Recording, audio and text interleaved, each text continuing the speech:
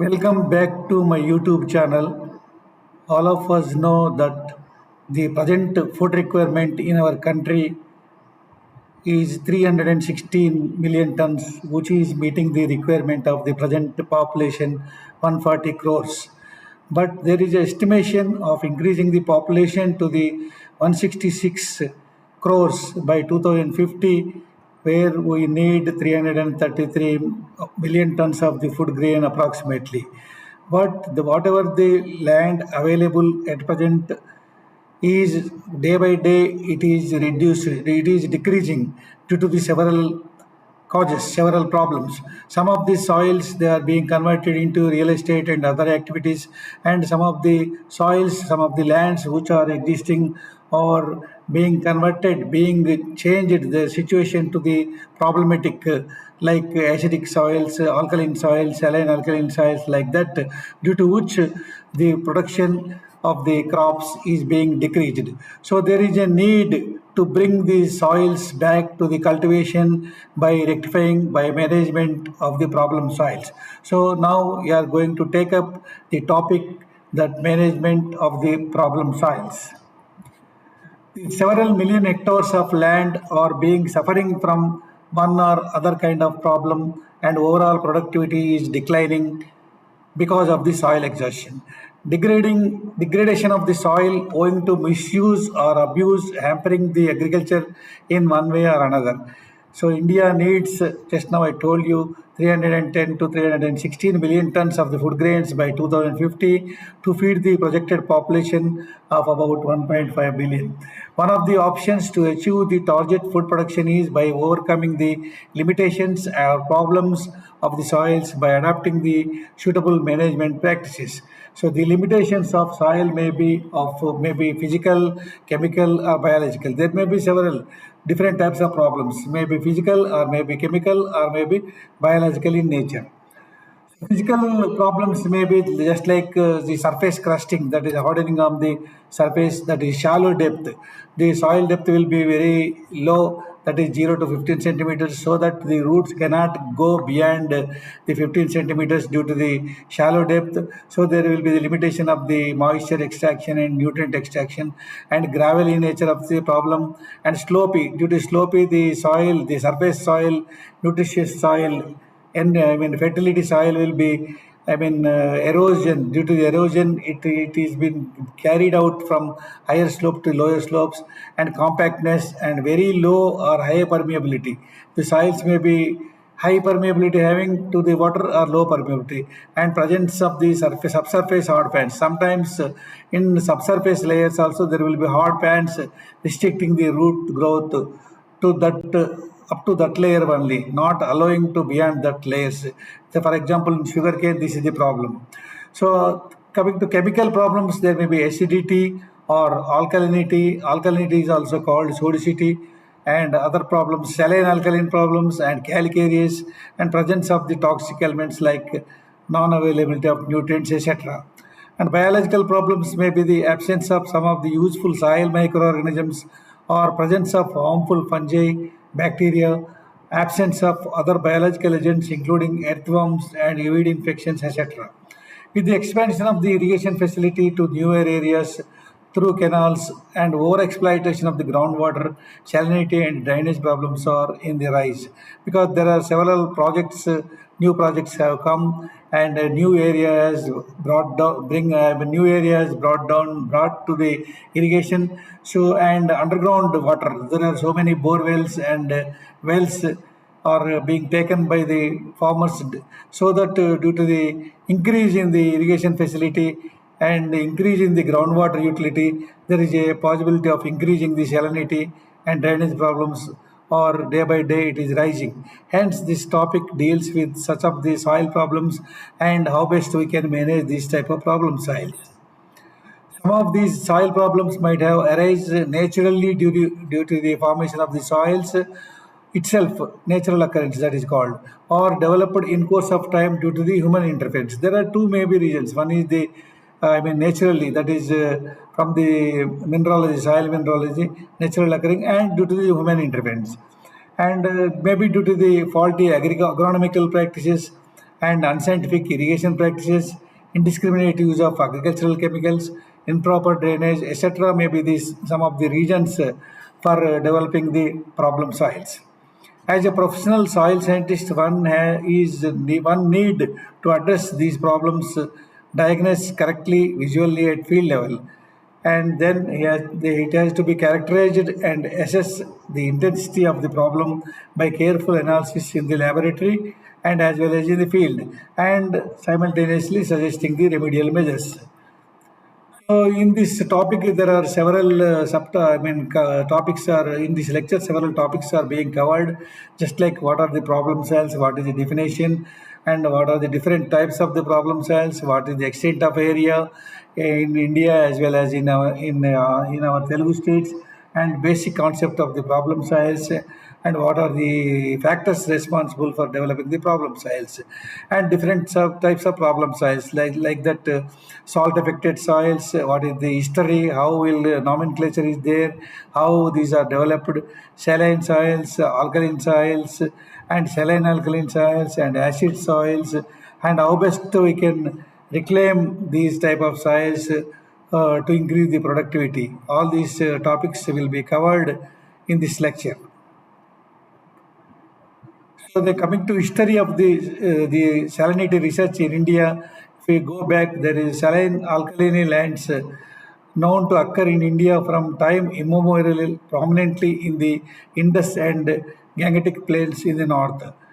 Denudation of forest, obstruction to natural drainage system, development of canal irrigation system, and indiscriminate use of water threatened with the development of salinity, creating swamps and salt efflorescence. One of the scientists during 1897, Volkes, he found that enormous tracts, especially in northern India, affected by salts, compiled information on salinity problem and emphasized the importance of the seriousness of the importance of the serious scientific study in India.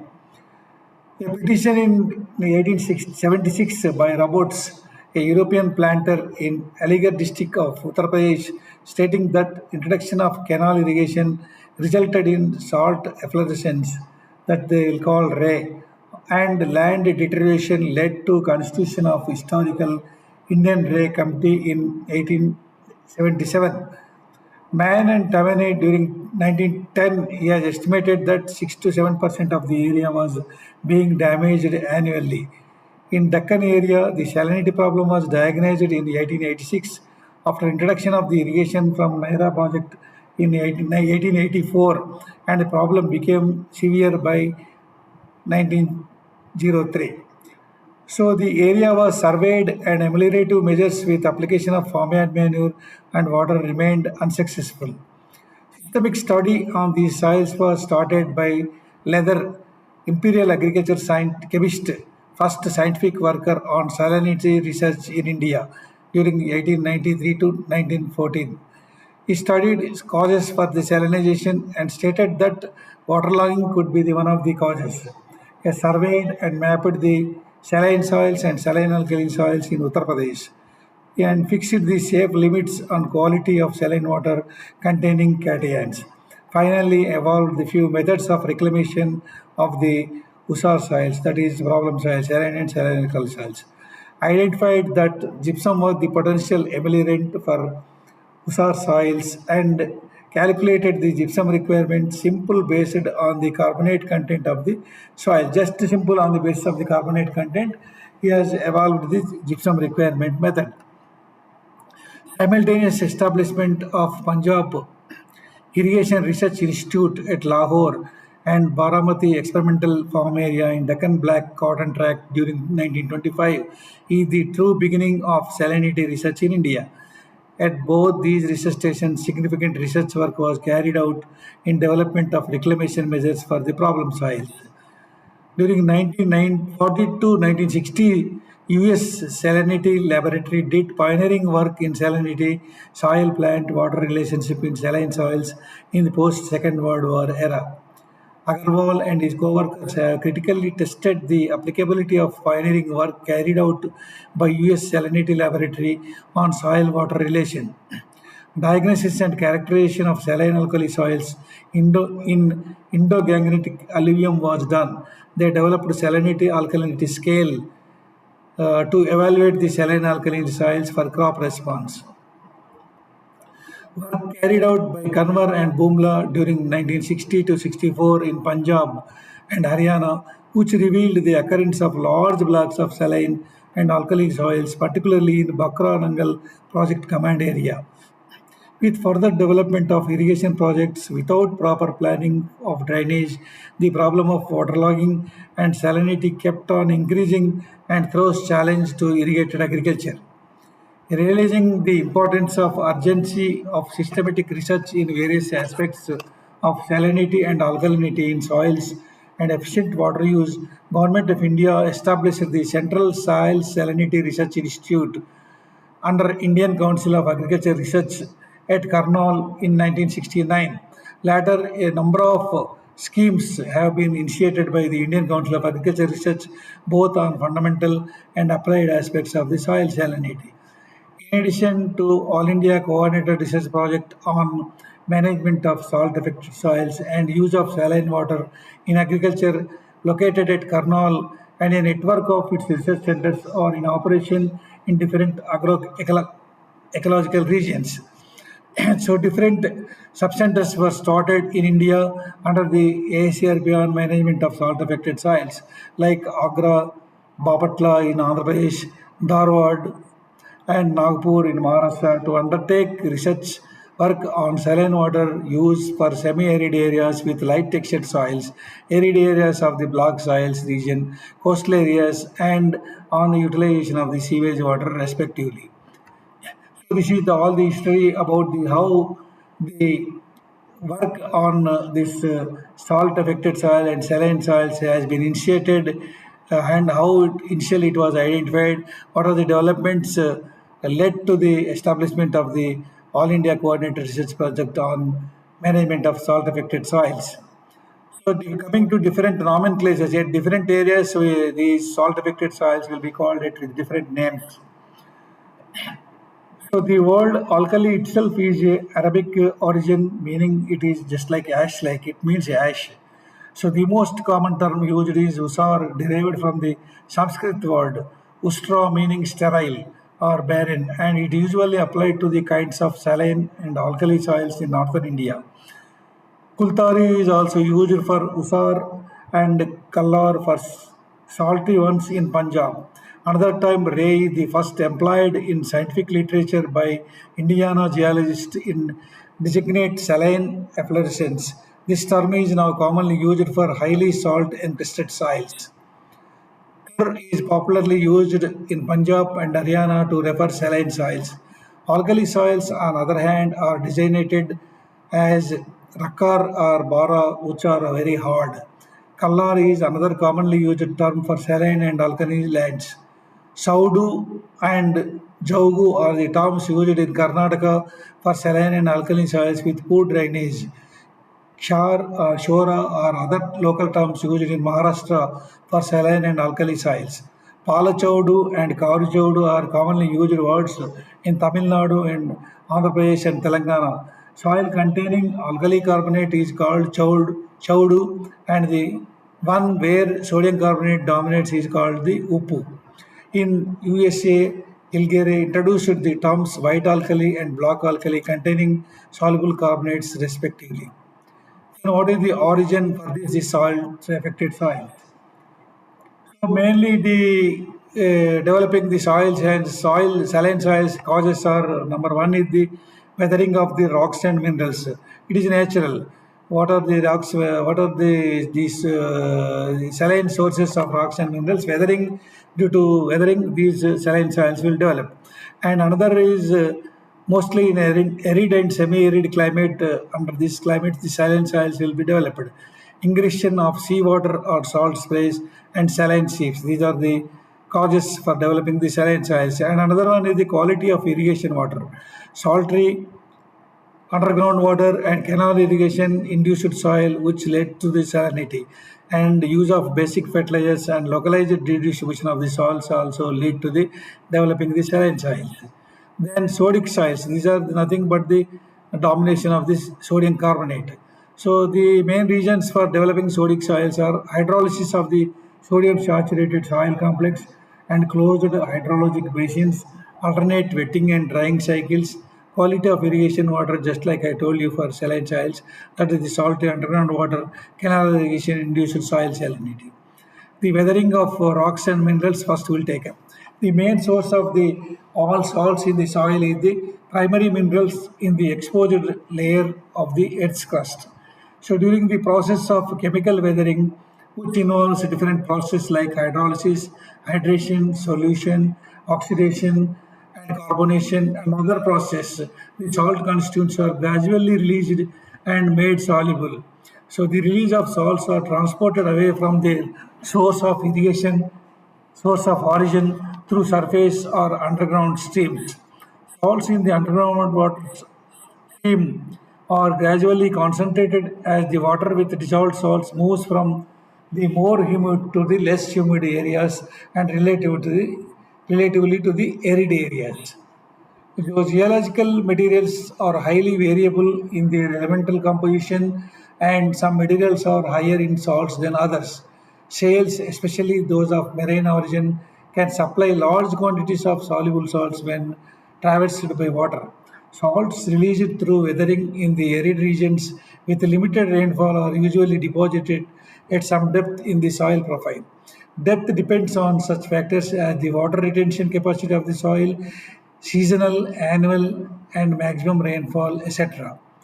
So this is the example. This chemical weathering, which results in the releasing of the neutral soluble salts, including those of the mainly calcium, magnesium, and sodium. Here you see the highly leachable, the calcium, magnesium, and sodium will be leached, which leads to the developing of this problem files. And arid and semi-arid climate. Due to arid and semi-arid climates, mainly the high temperatures are the problems. High temperatures coupled with low rainfall will create conditions favorable for the formation of the salt-affected soils. Ingression of seawater or salt sprays and contamination of the groundwater with saline water from the sea. It is sea coast. This problem they will face, or sea winds carrying salts, depositing them in the coastal areas. So this diagram you can see, so the up to 20 to 30 meters depth, you see this is the salinity is developing, and what happens? These rocks and minerals, this is deeply weathered, and rocks and minerals will be weathered, and the soluble salts will come up to the upper layers, so then causing the development of the saline soils.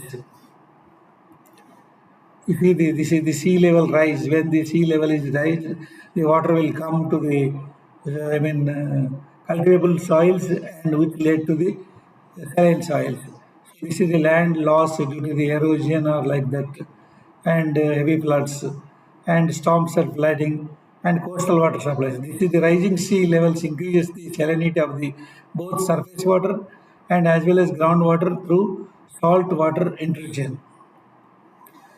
So development of soil salinity due to the first water table. You see when water table is increased, so there is a problem of the the soil salinity.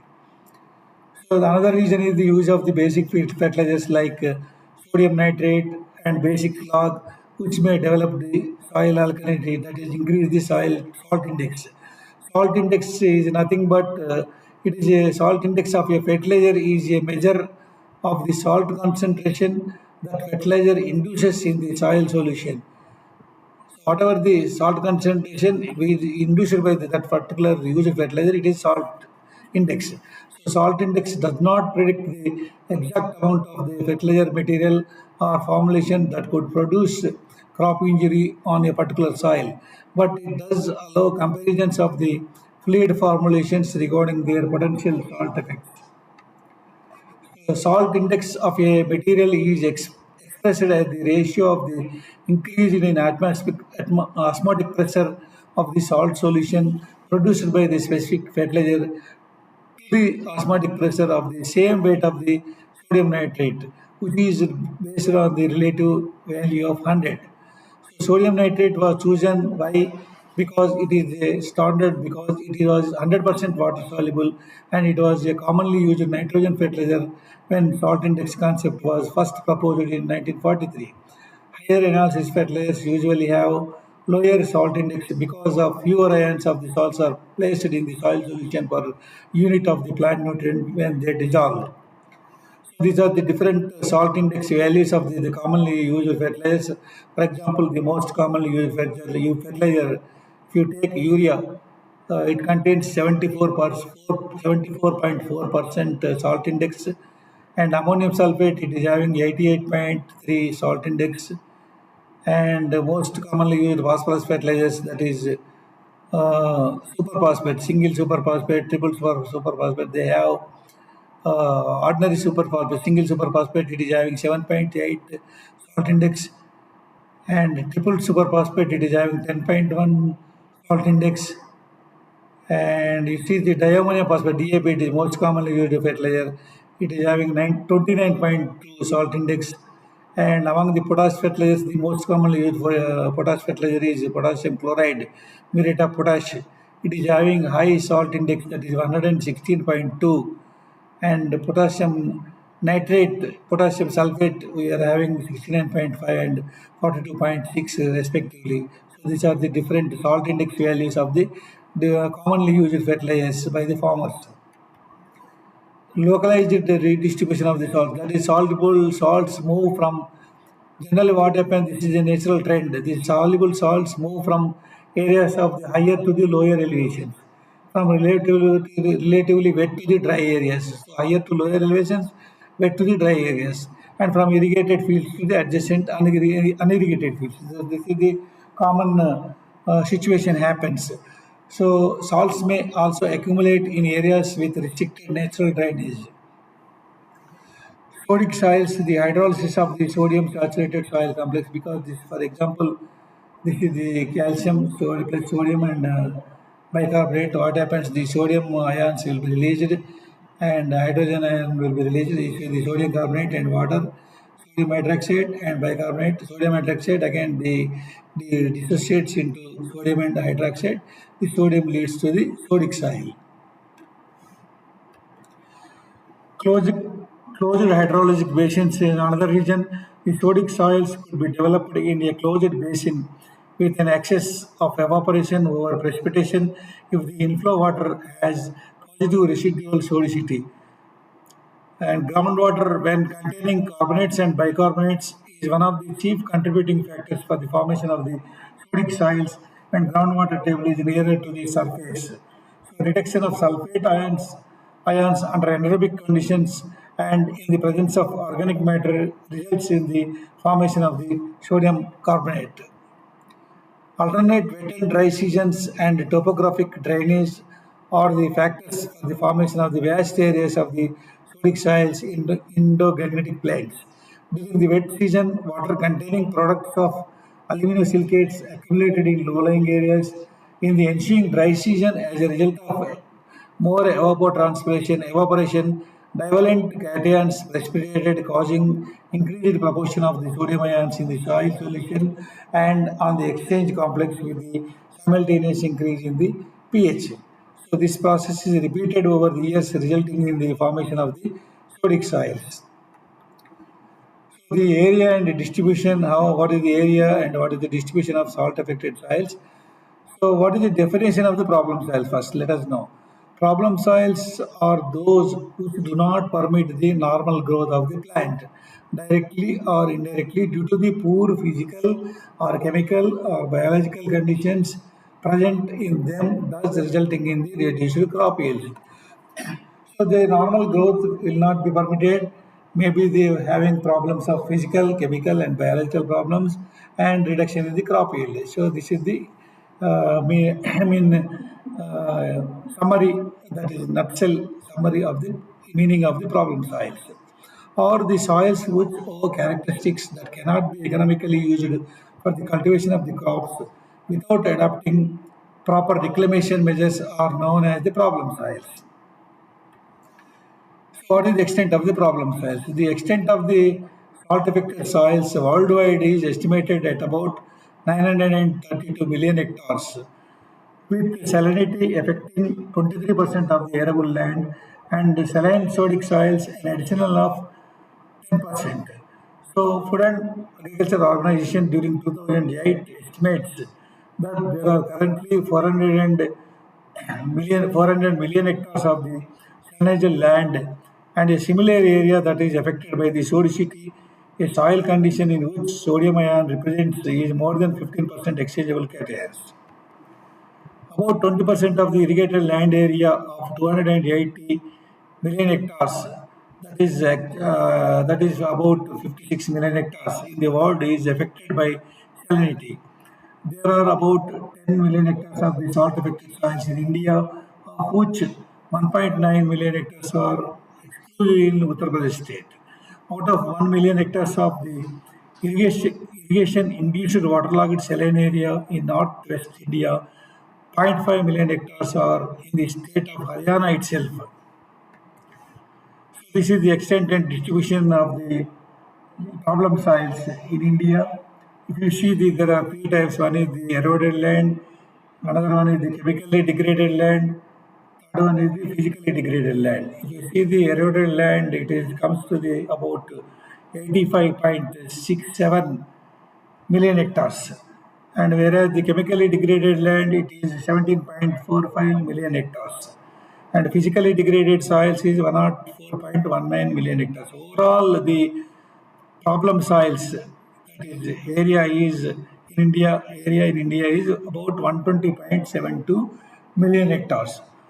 So this eroded land, the source 73.27, 85.67 million hectares, it is from the source that is CSW CRTA, that is Central Soil Water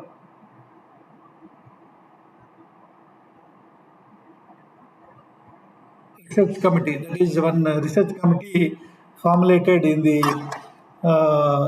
in India by the government of India, and that is Indian Council of Agriculture Research. That is nothing but Central Soil and Water Conservatory Research and Training Institute. This is called, and CAZRI. This is called Central Arid Zone Research Institute. So these are the institutes. They have found out this much area is under eroded land, and like that, Central Soil Salinity Research Institute and National Bureau of Soil Survey and Land Use Planning and National Remote Sensing Agency.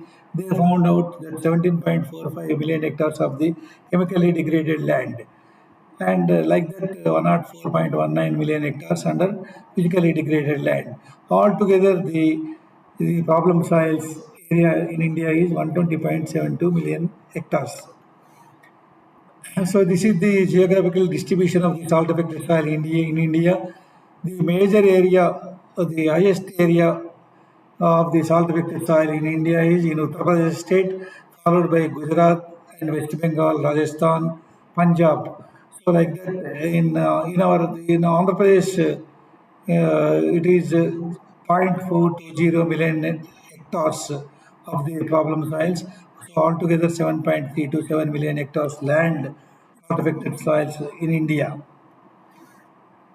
The distribution of salt affected soil is mainly found to occur in the semi-arid Indo-Gangetic alluvial region. It consists of Punjab, Haryana, Uttar Pradesh, and parts of Bihar, and arid tracts of the Rajasthan and Gujarat, arid and semi-arid areas of the southern states, the coastal alluvium area.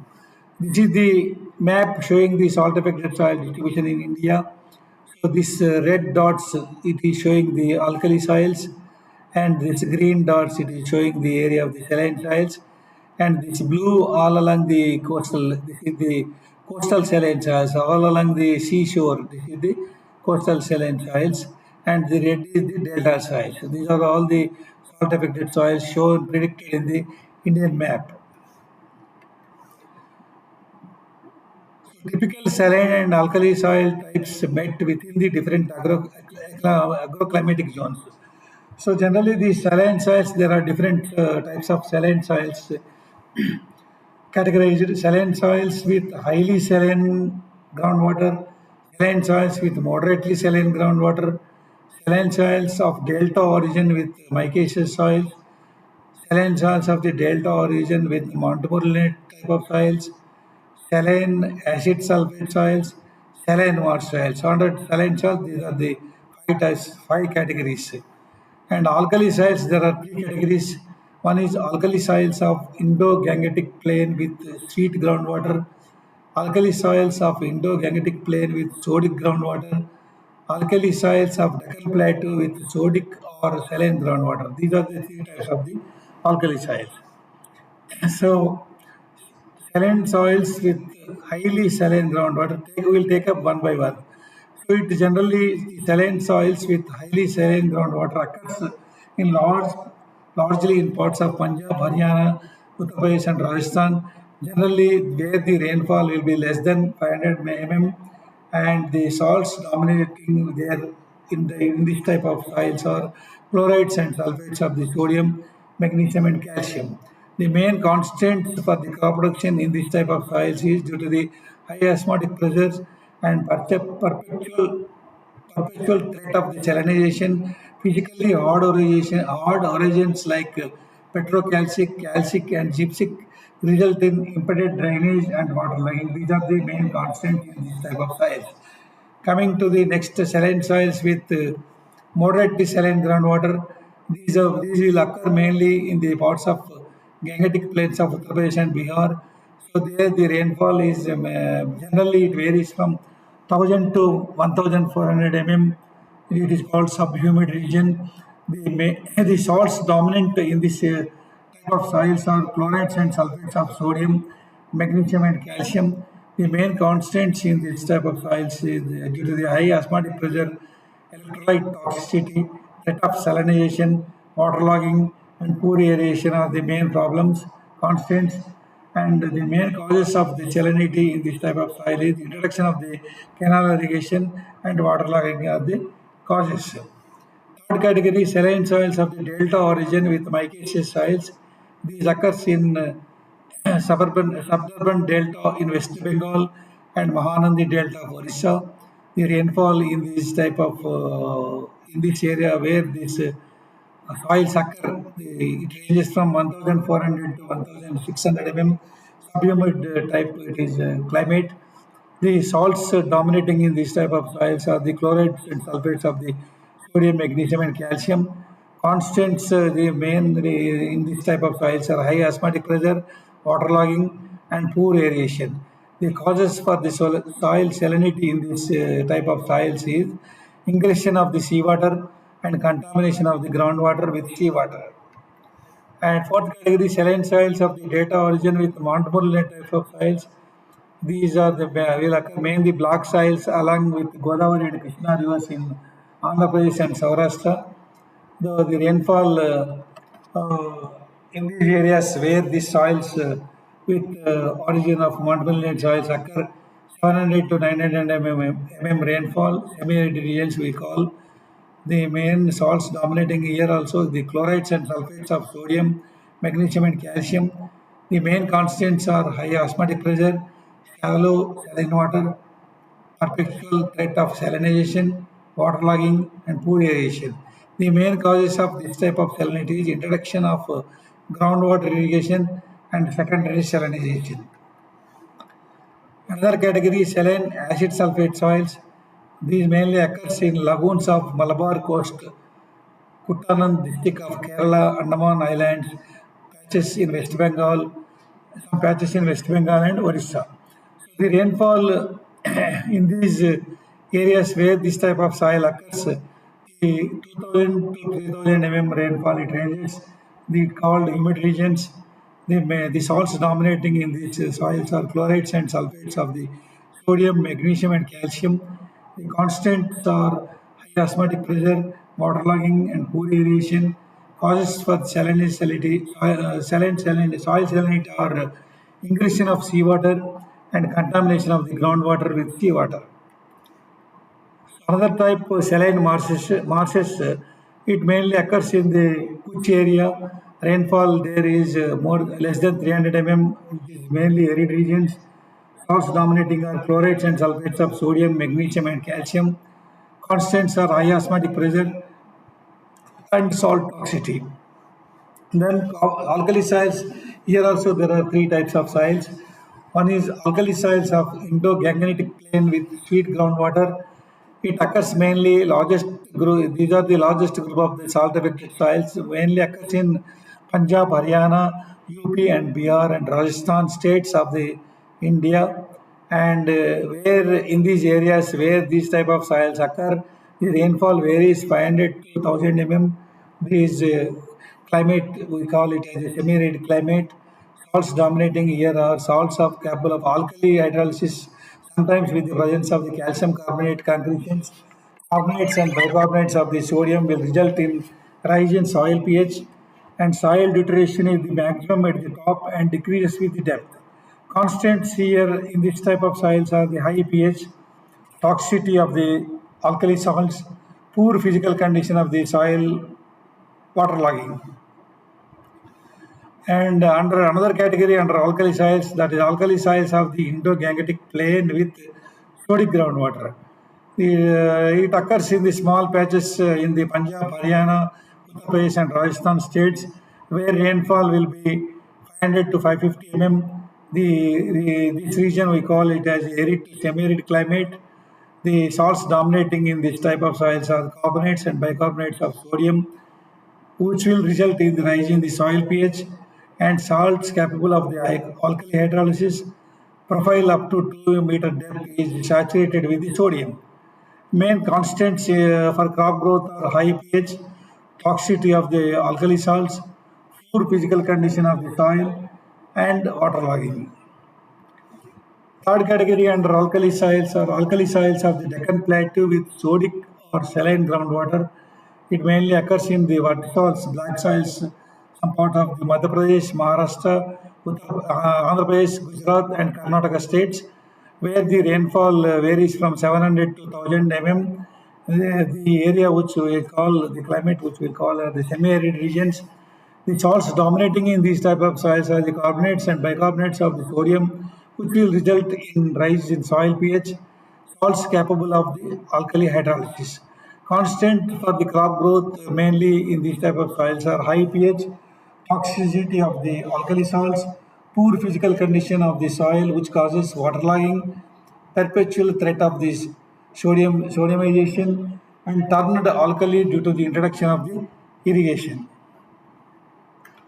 The problem soil distribution in Andhra Pradesh will come to the Telugu states. It is combined Andhra Pradesh. Now it is bifurcated to the Andhra Pradesh and Telangana.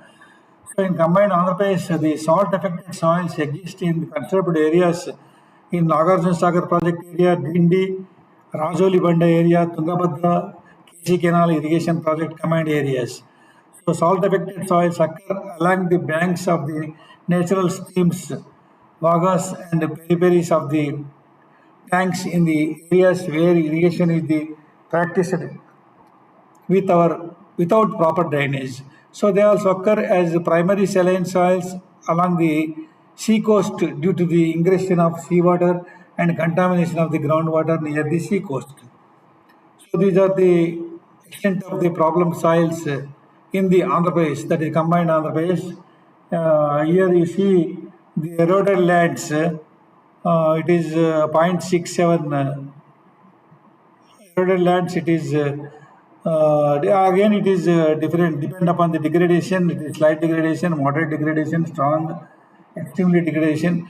So the total the problem soils under due to the water erosion is 12.42 million hectares. It comes to the 45.5% of the total problem soils in Andhra Pradesh.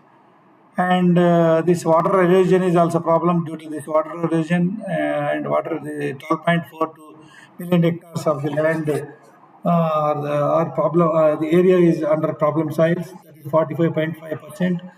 And another problem is the crusting. So this crusting, due to the crusting, that is physical problem, due to which the 0.67 million hectares is the area under problem soils due to the crusting, that is 2.4%. And this is the physical, and again the other one physical and chemical both deterioration. It is 0.33 million hectares, and both together, that is salinity and sodicity, that is excess of salt plus excess of sodium. The 0.52 million hectares area is there under this one. And under waterlogging and flooding, the waterlogging 0.89 million hectares, and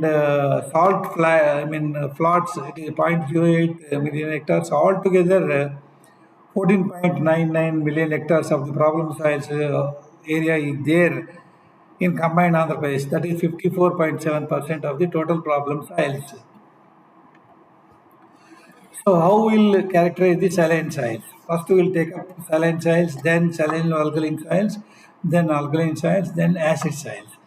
So coming to saline soils, we will identify in the field due to the white incrustation on the soil surface. When the white powdery-like incrustation is there on soil surface, we can guess it is as a saline soil. And the characteristics, if we see, the pH will be is below 5, and EC, electrical conductivity, will be less than 4 decibel per meter, and exchangeable sodium percentage will be less than 15%. So these are the soil characteristics. In laboratory, if we do analysis, if we find the pH is below 8.5, mainly here saline soils, the soluble salts, that is electrical conductivity, it is more than 4 decibels per meter. This is the main problem in saline soils. So it contains high concentration of soluble salts, primarily chlorides and sulfates, and irregular plant growth and stunted plants, we can see in the field. The drainage is very, very poor. Water will not go out due to the salt problem, and lack of well-defined bioregion. There is no proper well-defined bioregion in subsurface. So how to reclaim this saline soils by agronomic practices? So if you see, this is the reclamation of the saline soils. One is physical, another one is the hydrochemical, hydrotechnical, another one is the biological and chemical. If you see the physical and mechanical, scraping, just whatever the white infestation on the soil surface, we have to scrape out the that area, that white infestation, and land leveling, and sometimes deep flowing, subsoiling, and different planting techniques. These are the, physical remediation. And coming to hydrotechnical remediation, it is flushing with water and leaching with water, improving the irrigation and drainage facilities, just like making the small plants, using the good quality of water, and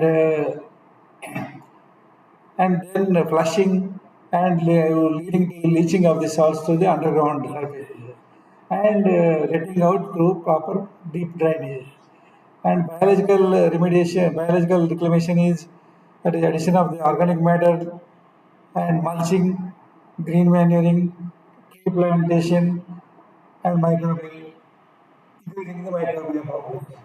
Coming to the chemical environment, we have to, when it is required, we needed chemical, we have to use. Most probably for reclamation of the saline soils, the chemical amendment is not generally required. Very rarely it is required, just like this. Mostly this physical, hydrotechnical and biological reclamation activities, we can manage the saline soils. So one by one we'll go, physical and mechanical. That is the scraping and racking of the surface white material, removing the salts that have accumulated on the soil surface by mechanical means. So the advantage here with this is improves the crop growth temporarily, because again, once again, when they due to the high temperatures, the salts will come up to the upper surfaces, and again white crust formation will be there. So it is the temporary advantage. It improves the temporarily and cost effective. It is very easy to do.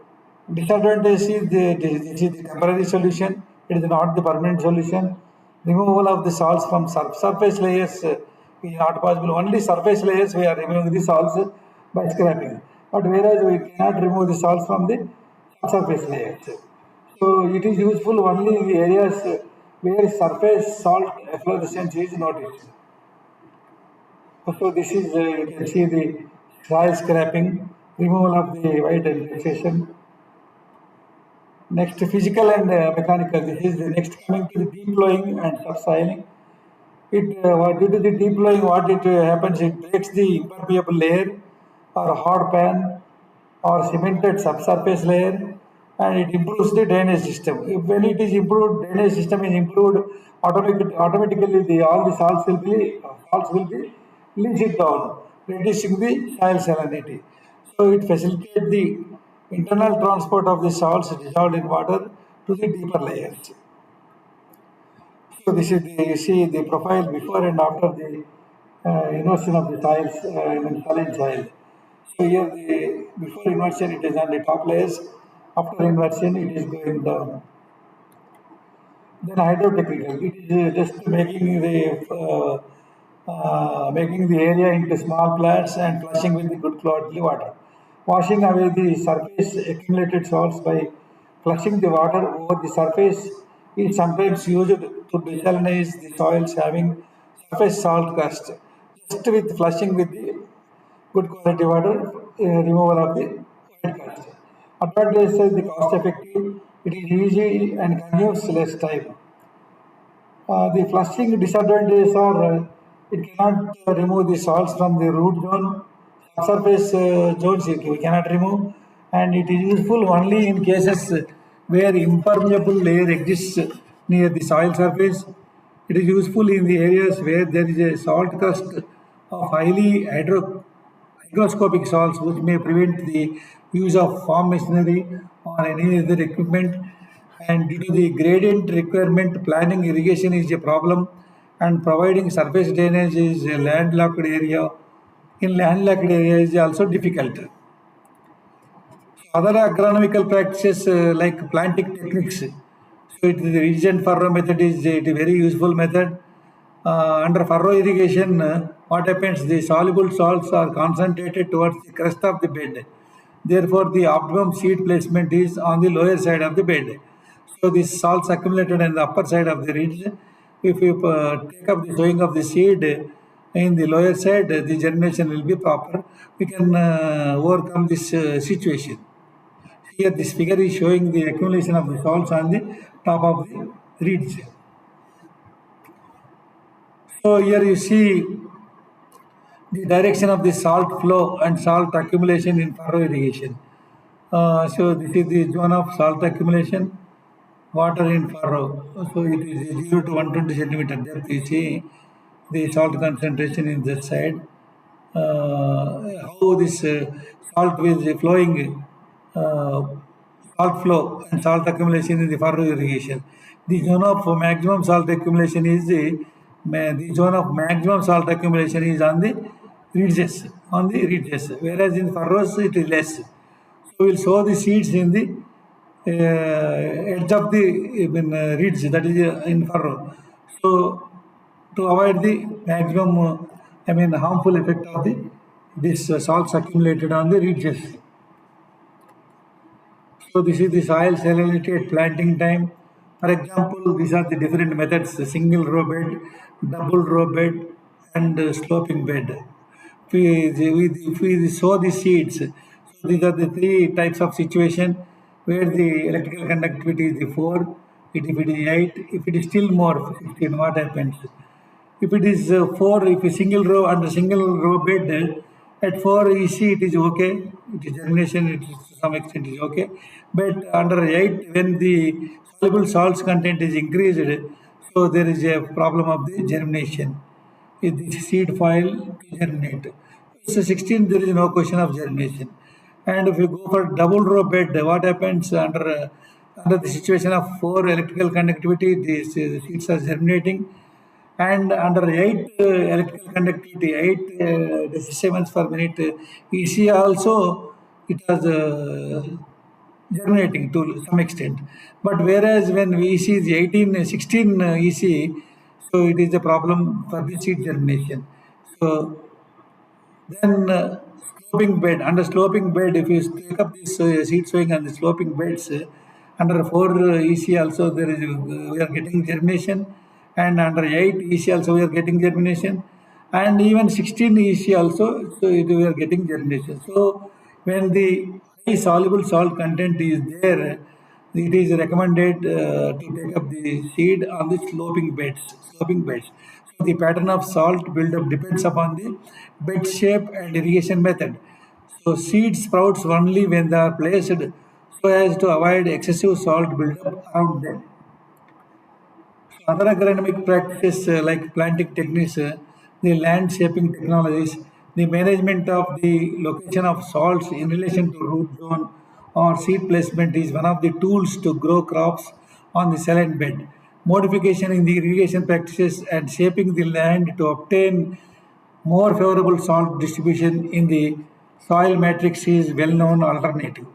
As the salts tend to accumulate in the ridges when using furrow type of irrigation, the direction of movement of applied water and dissolved salts can be managed in order to get favorable salt distribution. With irrigation, salts leach out of the soil under the furrows and build up on the ridges. Where soil and farm practices permit, furrow planting may help in obtaining the better stands and crop yields under saline conditions. So good burning for irrigation is recommended and mulching of the soil surface, use of the good quality irrigation water, growing of the salt tolerant crops. So these are the recommendations for this saline soils.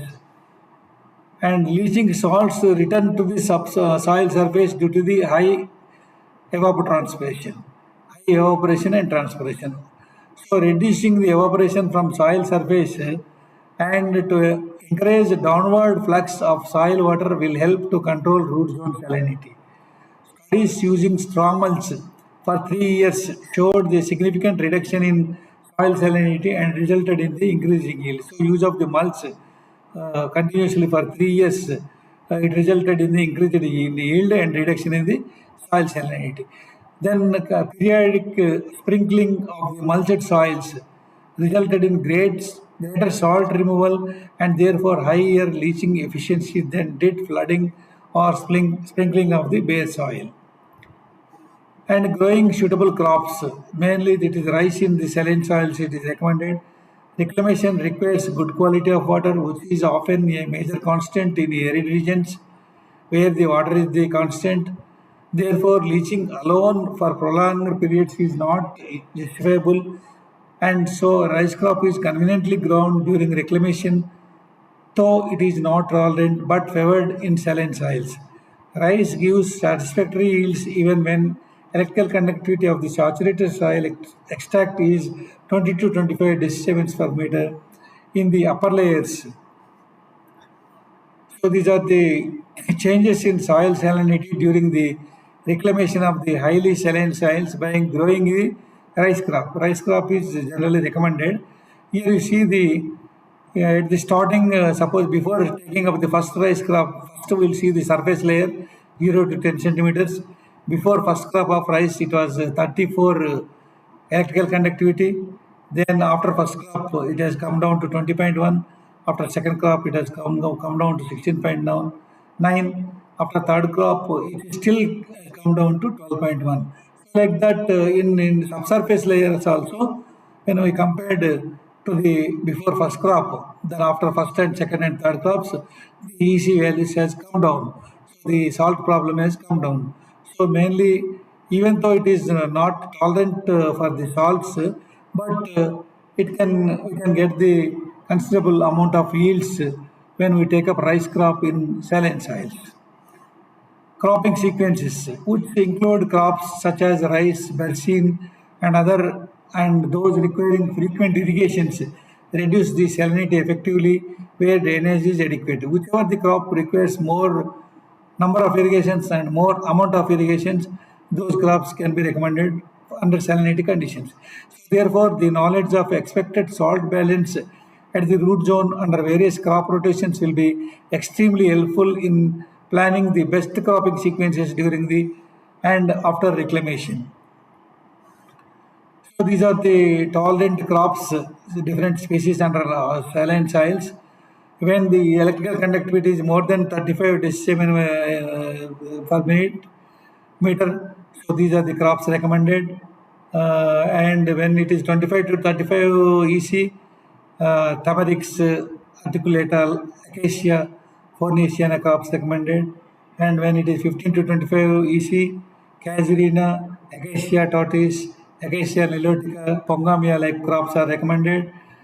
And when it is EC is 10 to 15 decimals, the trees recommended are Casuarina and Eucalyptus, Acacia, and Indica, Asiatica indica, and Dalborgia, like that. This type of crops recommended. So depend upon the EC values. These are the different types of the crops or grass species recommended. Then how will reclaim the saline soils? There is a combination. It consists of the combination of the leaching, drainage, and use of amendments. All the times the use of amendments may not be required. With the leaching and drainage itself, we can remove the, soluble salts content to the larger extent.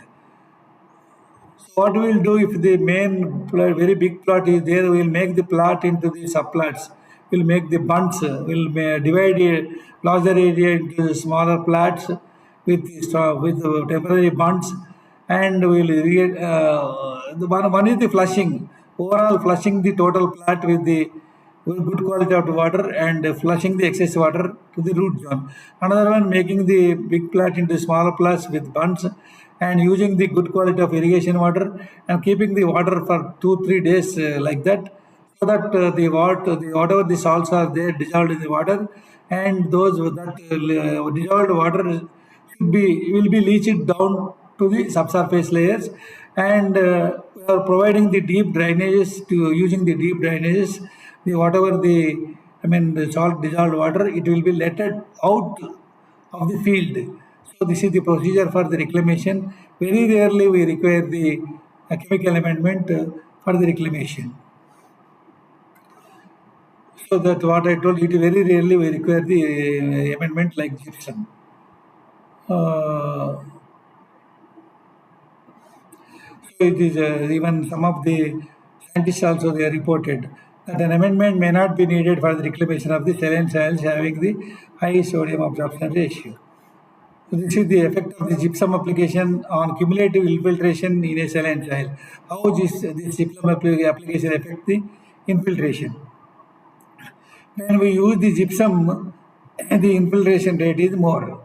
Infiltration rate is more when we use the gypsum. So this is the result from this experiment.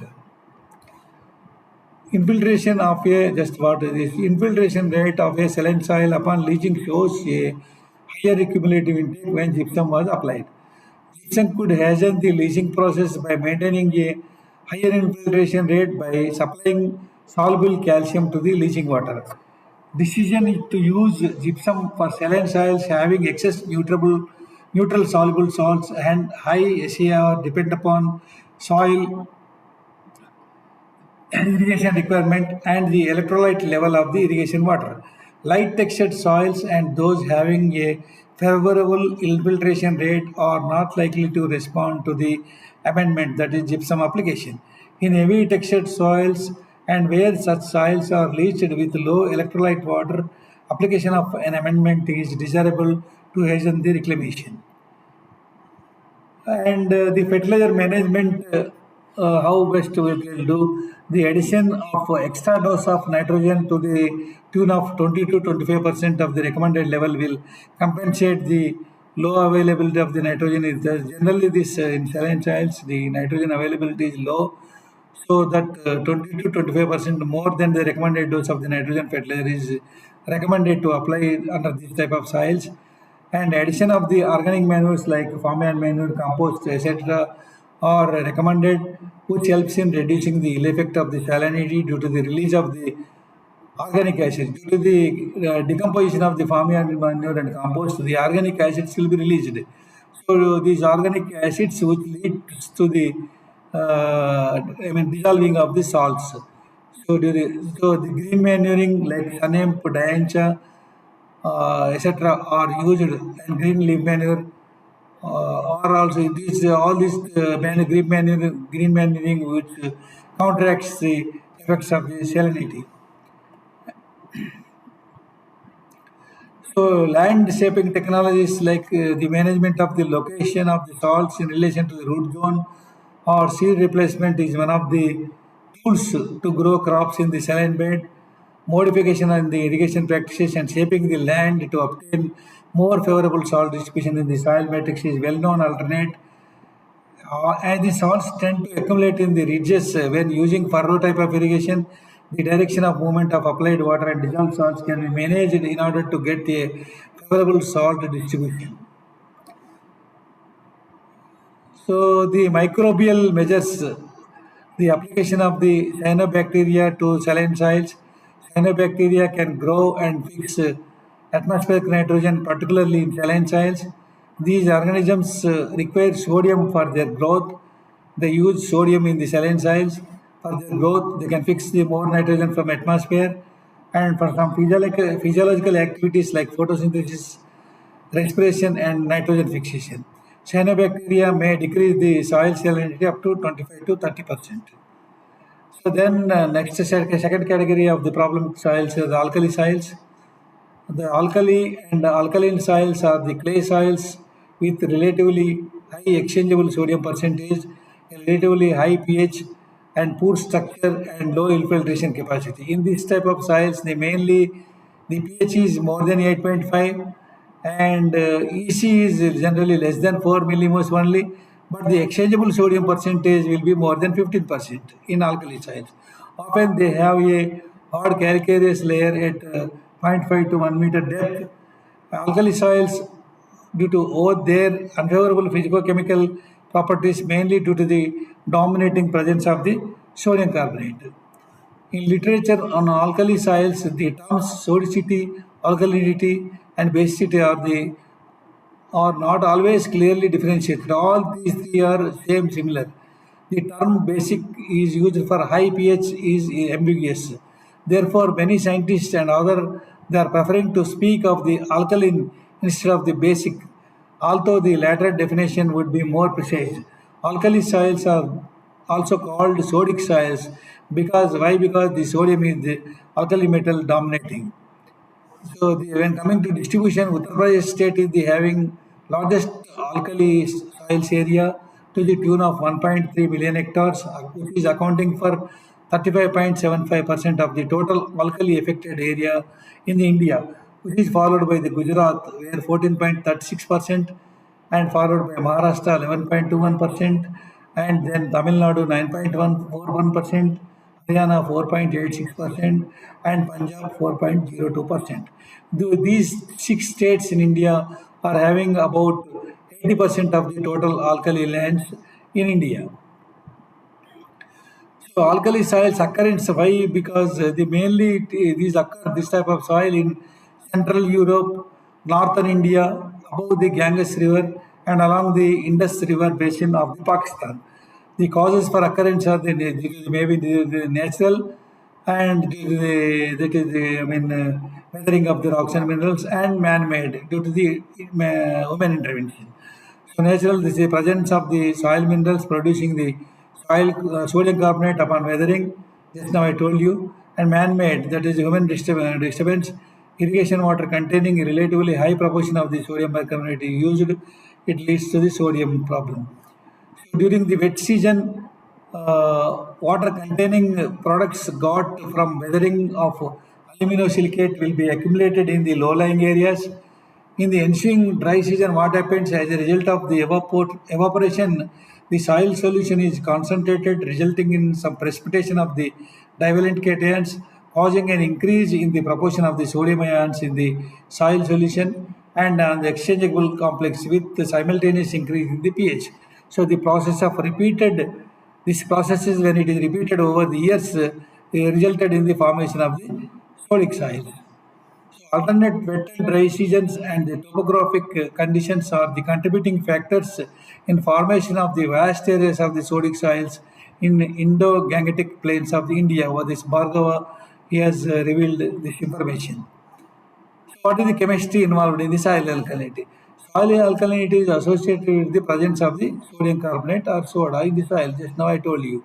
So the sodium carbonate When dissolved in water, it dissociates into the sodium and carbonate. The sodium carbonate can react with water to produce the carbon dioxide, which escapes as a gas, and sodium and hydroxides, which is alkaline and gives high pH values, that is pH more than 9. Sorry. The formation of sodium carbonates in the soil take place due to the carbonation of the alumina silicates minerals in the presence of the water. So sodium aluminum silicate, when combined with water and carbon dioxide, the hydrosilicates will be formed and sodium bicarbonate. The sodium bicarbonate, it is dissociated into sodium carbonate, carbon dioxide and water. And still sodium carbonate, when combined with water, dissociate into sodium and hydroxide and bicarbonate. The sodium and hydroxide, which lead to the increase in the pH. So sodium bicarbonate is highly soluble, and it is when during its hydrolysis it results in the high alkalinity, that is pH lead up to the 12. So in the presence of carbon dioxide, the pH is lowered because the formation of the bicarbonate of the sodium according to this reaction. Just now I told you. So the releasing of the carbon dioxide with decomposition of the organic matter in soil accentuate the process of the sodium bicarbonate formation in the soil. This is also one of the one of the factors, that is the decomposition of the organic matter. In arid regions, these reactions go on indefinitely, resulting in the excessive accumulation of the sodium carbonate and sodium bicarbonate in the soil. With excessive evaporation under extreme arid conditions due to the high temperatures, carbonates and bicarbonates of the sodium may accumulate in the soil as double salt crystals, that is sodium carbonate and sodium bicarbonate, or pure sodium bicarbonate. So with increase in the concentration of the soil solution due to the evapotranspiration, calcium sulfate, calcium carbonate, magnesium carbonate get precipitated. Relative proportion of sodium ions with respect of calcium and magnesium ions, that is sodium absorption ratio, becomes high on the exchange complex, and sodium saturation of the soil, that is exchangeable sodium percentage, increases to produce the alkali soils. So what is the effect of the alkalinity on the soil properties and plant growth? So the increase in exchangeable sodium percentage, that is beyond the 15%, can markedly affect the physicochemical properties of the soil. High sodium saturation in the soil results in the dispersion of the clay particles, that they tend to repel each other and remain independent of others, resulting in low permeability. Highly hydrated sodium ions increase the zeta potential of the exchangeable sites, resulting in the repulsion of the clay particles from each other. These soils therefore have very poor structure. So the dispersed clay particles move downwards through the soil pores and produce a dense or compact layer of the very low permeability at some depth. So due to the decrease in hydraulic conductivity of the alkali soils, with increase in the exchangeable sodium percentage, irrigation water stagnates at the surface in the field. So this is zeta potential. Colloidal particles dispersed in a solution are electrically charged due to their dipolar attributes. Each particle dispersed in a solution is surrounded by the oppositely charged ions called fixed layer. Outside the fixed layer, there are varying composition of the ions of opposite polarities, forming a cloud-like area. This area is called diffused double layer. This area is called diffused double layer, which is electrically neutral. When the voltage is applied to the solution in which particles are dispersed, particles are attracted to the electrode of the opposite polarity, accompanied by the fixed layer and part of the diffused double layer or internal side of the sliding surface. So zeta potential is the electrical potential of this inner area, including this conceptual sliding surface. As this electrical potential approaches zero, particles tend to aggregate. Effect of the soil properties and plant growth. You see the exchangeable sodium percentage and relative hydraulical conductivity. The exchangeable sodium percentage, when it increases, the hydraulical conductivity, that is the, infiltration of the water into the lower layers, it is decreasing. So EC is increasing, exchangeable sodium is increasing, so hydraulic conductivity is decreasing. It is relatively hydraulic conductivity of the soil is affected by the increasing exchangeable sodium percentage. Alkali soils become very hard when dry and sticky when wet. Due to the wide spatial variability in the buildup of exchangeable sodium percentage in the soil, it becomes difficult to achieve optimum soil moisture conditions in the entire field. Due to the low infiltration capacity, rainwater stagnates on the soil very easily. In dry periods, irrigation is hardly possible. Cultivation is limited to the crops tolerant to the surface waterlogging, just like examples rice and grasses, and the productivity is low due to the unavailability of the nutrients and water. The other effect of exchangeable sodium on plant growth is through its effect on the soil pH. Concentration of calcium and magnesium on the soil solution is reduced as the pH increases due to the formation of the relatively insoluble calcium carbonate and magnesium carbonate, and which results in their deficiency. Solubility and availability of the phosphorus, iron, manganese, and zinc are likely to be affected due to the high pH values. Accumulation of sodium, molybdenum, and boron in plants at toxic levels may result in plant injury or reduced growth and even death. This is called the specific ion effect. So this is the relation between the pH of the saturated soil paste and exchangeable sodium percentage. As the pH is increasing, exchangeable sodium percentage is also increasing. This is the relationship. So if you see the pH of the saturated paste, if it is more, it is increasing 8 to 8.8. So the exchangeable sodium percentage also increases from 5 to 70. So increase in pH of the soil paste, increase in the pH of the soil paste, increase in the exchangeable sodium percentage. So this relationship exists for the sodic soils having appreciable quantities of the salts capable of alkaline hydrolysis and having a pH above 8. Such relationship does not exist in saline. This situation is only in the alkaline soils. The situation will not be there in the saline soils. So this relationship between the pH of the saturated soil paste and soil water suspension is easy. So as the pH is the relationship between the pH of the saturated paste and water soil suspension, the positive relationship is there. pH of the 1:2 soil water suspension is greater than the pH of the saturated soil paste by about 1 unit. Thus, for characterizing the soils as sodic, if the pH is measured in 1:2 soil water suspension, the limiting pH value will be about 9.2 instead of the 8.2. So, how will we reclaim the alkali soils? Reclamation or improvement of the sodic soils requires the replacement or part of most of the exchangeable sodium by the more favorable calcium ions in the root zone. So the sodium is the dominating ion in the alkaline soils. So the sodium ion has to be replaced by the calcium ion. That is called reclamation. So this can be accomplished by the chemical amelioration, that is the use of amendments like gypsum, physical methods, hydrotechnical methods, biological methods, cultural and agronomical practices. So reclamation of the sodic soils requires the knowledge of the permeability of the soil, availability of the amendments, characteristics of the soil, exchangeable sodium content in the soil, rate of replacement of the sodium from the soil. The knowledge about these things should be there. Factors modifying the effect of the exchangeable sodium. The exchangeable sodium effect, it varies for different factors which will influence. So number one is the texture effect produced by the sandy soils with higher sodium absorption ratio, say 50 is equal to the effect of the clay soils with low sodium absorption ratio, that is 15 in the soil. Clay content, this is the clay content role, this texture role. Then minerals. If soils is having high monopolinate and sodium absorption ratio, then the dispersion and swelling will be high.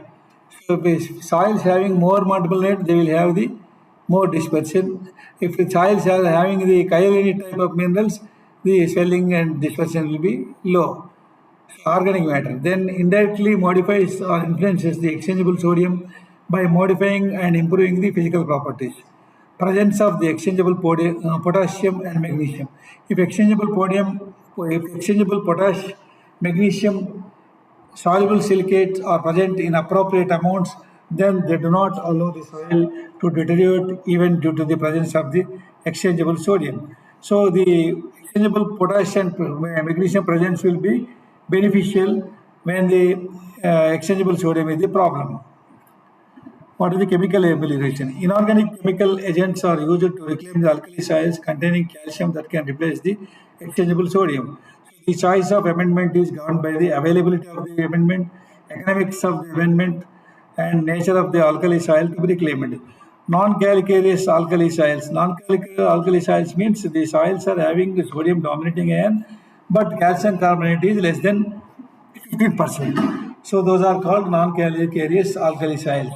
Here the soluble calcium salts, calcium sulfate will be there. And calcareous alkali soils, here the acids or acid formers are with soluble calcium salts. So degraded alkali soils, here low soluble calcium salts and limestone. So the chemical properties of the various amendments. So this is the most commonly used is the amendment is the gypsum, that is calcium sulfate. So it is the white mineral. The amount equivalent to the 1 kilogram of chemically pure, that is gypsum, chemically pure, it is one equivalent gypsum, and sulfur is 5.38. So like that, sulfur is it is L element. It is a amount equivalent to 1 kilogram of pure is the 0.119. See, gypsum is the 0.19 and sulfur is the 0.1. So among all, gypsum is the most commonly widely used amendment, and it is the cheap source of the amendment. Nature of reactions with amendments with gypsum, for example, there is the sodium is the problem in the clay, sodium clay, and this calcium sulfate is the gypsum. When we added the calcium sulfate, so the sodium is replaced by calcium into calcium clay and sodium sulfate. If we add sulfur as an amendment, sulfur plus oxygen, sulfates in water, that is sulfuric acid. The sulfuric acid leads to the increase in the pH and the amending the salinity, that is a harmful problem of the sodium. If the soil is calcareous, the H2SO4 calcium carbonate, it will become to calcium sulfate, carbon dioxide in water, and the sodium clay with calcium sulfate, it will become calcium clay, removing the sodium as a sodium sulfate. If the soil is non-calcareous, it is sodium clay and H2SO4, that will be hydrogen clay. So it removing the sodium to the sodium sulfate. So nature of reactions with amendments, it continues. When we add ferrous sulfate, it will become to this H2SO4 and ferrous oxide. So with limestone, these are the different reactions with the different amendments. How will calculate this? How much gypsum we have to apply? So gypsum requirement has to be calculated. So gypsum is used to reclaim the alkali soils because it is a very cheap and comparatively quick in action. The efficiency of the gypsum will depend upon the fineness of the gypsum. It is more textured, more fine, it is more effective. So that is the 0, 10 to 30 mesh or less than 2 mm. And incorporation and mixing of the amendment in the soil the desired depth, that is up to 10 centimeter. This is the factors depend on the for the efficiency of the gypsum. See, more the fineness is the more the effective, and more mixing of the amendment in the soil is the more effective.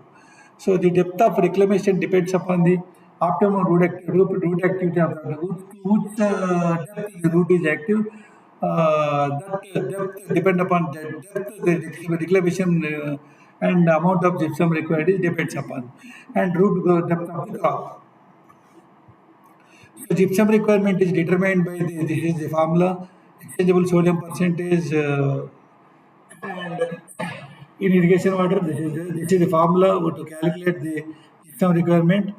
It depends upon the cation exchange capacity, bulk density, and depth of the soil. Using this formula, we can calculate the gypsum requirement. 1 hectare of the soil to a depth of 6 inches depth, for example, 2 into 10 6 soil quantity is there, 1 into this is the factor. 1 milliequivalent of the replaceable gypsum equals to the 860 ppm of the amendment. So then the amendment of gypsum required will be the 860 by this is the formula. If we substitute all these figures, will become 23 tons. So that means this soil, for this particular soil, we have to use the 23 tons of the gypsum. This has to be multiplied by the purity again. If the purity is 70%, 70% increase we have to do. 50% we have to double the quantity. So depend upon the purity, again the quantity will be increased or decreased. Another way of calculating the gypsum requirement, the C, for example, CEC of the soil 18 milliequivalents. Sodium absorption ratio is 26. So desired level of sodium absorption ratio to be achieved. For example, I want to reduce the sodium absorption ratio, that is sodium effect, from 26 to 10. So assume sodium absorption ratio is roughly equivalent to the exchangeable sodium percent. Exchangeable sodium that must be replaced with calcium to achieve the desired sodium absorption ratio, that is from 26 to 10. 26 minus 10, that is 16% we have to reduce. So that is 0.6, that is 0.16 into 18. 18, that is CEC of the soil is 18. So 2.88 milliequivalent of the sodium for 100 grams of soil has to be replaced. As a general rule of thumb, 1.9 tons of gypsum is required for 1 milliequivalent for one milliequivalent of the sodium. So here 2.88 milliequivalent of sodium. It is 1.9 into 2.88. So the gypsum requirement is 4.9 tons of the gypsum. So thus about 5 tons of the pure gypsum per acre would be required to reclaim the top 6 inches of the soil of having CEC 18 milliequivalents and sodium absorption ratio 26 to bring down sodium absorption ratio to 10. Amount of amendments required to supply 1 kilogram of the soluble calcium. So this is the, for example, gypsum we take as a standard 100% purity, 1.954 milligram, 9.54 amount of amendment required to supply 1 kilogram of the soluble calcium. We require 1.954 milligram kilograms of the gypsum, and for calcium chloride we require 1.681 kilograms. For sulfur we require 1.5 kilograms. Based on the purity of the amendment, we determine the amount which needed to supply the 1 kilogram of the soluble calcium. So by dividing the percent purity, again we will get the correct quantity of the amendment in kilograms. So this is the equivalent quantities of some of the common amendments for the sodic soil reclamation. The quantities of the different amendments that will cause the equivalent improvement by replacing adsorbed sodium are given in this table. You see the gypsum is the 1, then sulfur you see the 0.57, sulfur 0.19, sulfuric acid 0.57, pyrates 0.63, calcium pyrosulfide that's 0.7. These are the different relative quantities. So these quantities are based on the 100% pure materials. If the material is not 100% pure, necessary correction has to be made. Thus, if gypsum is only 80% pure, the quantity to be added will be the 100 by 80, so 1.25 tons instead of 1 ton. So depending upon the purity, it varies.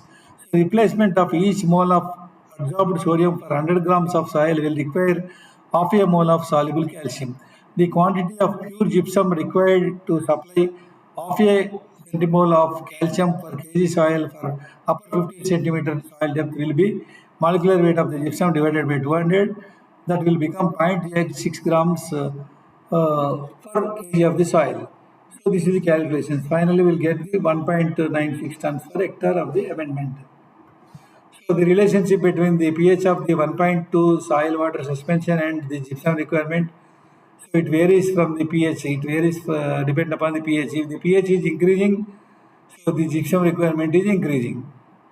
Gypsum requirement is still increasing in the clay soils when compared to the light soils. So again, it depend upon the clay content. If the clay content is more, the gypsum requirement is more when increasing soil pH. So this is the relationship.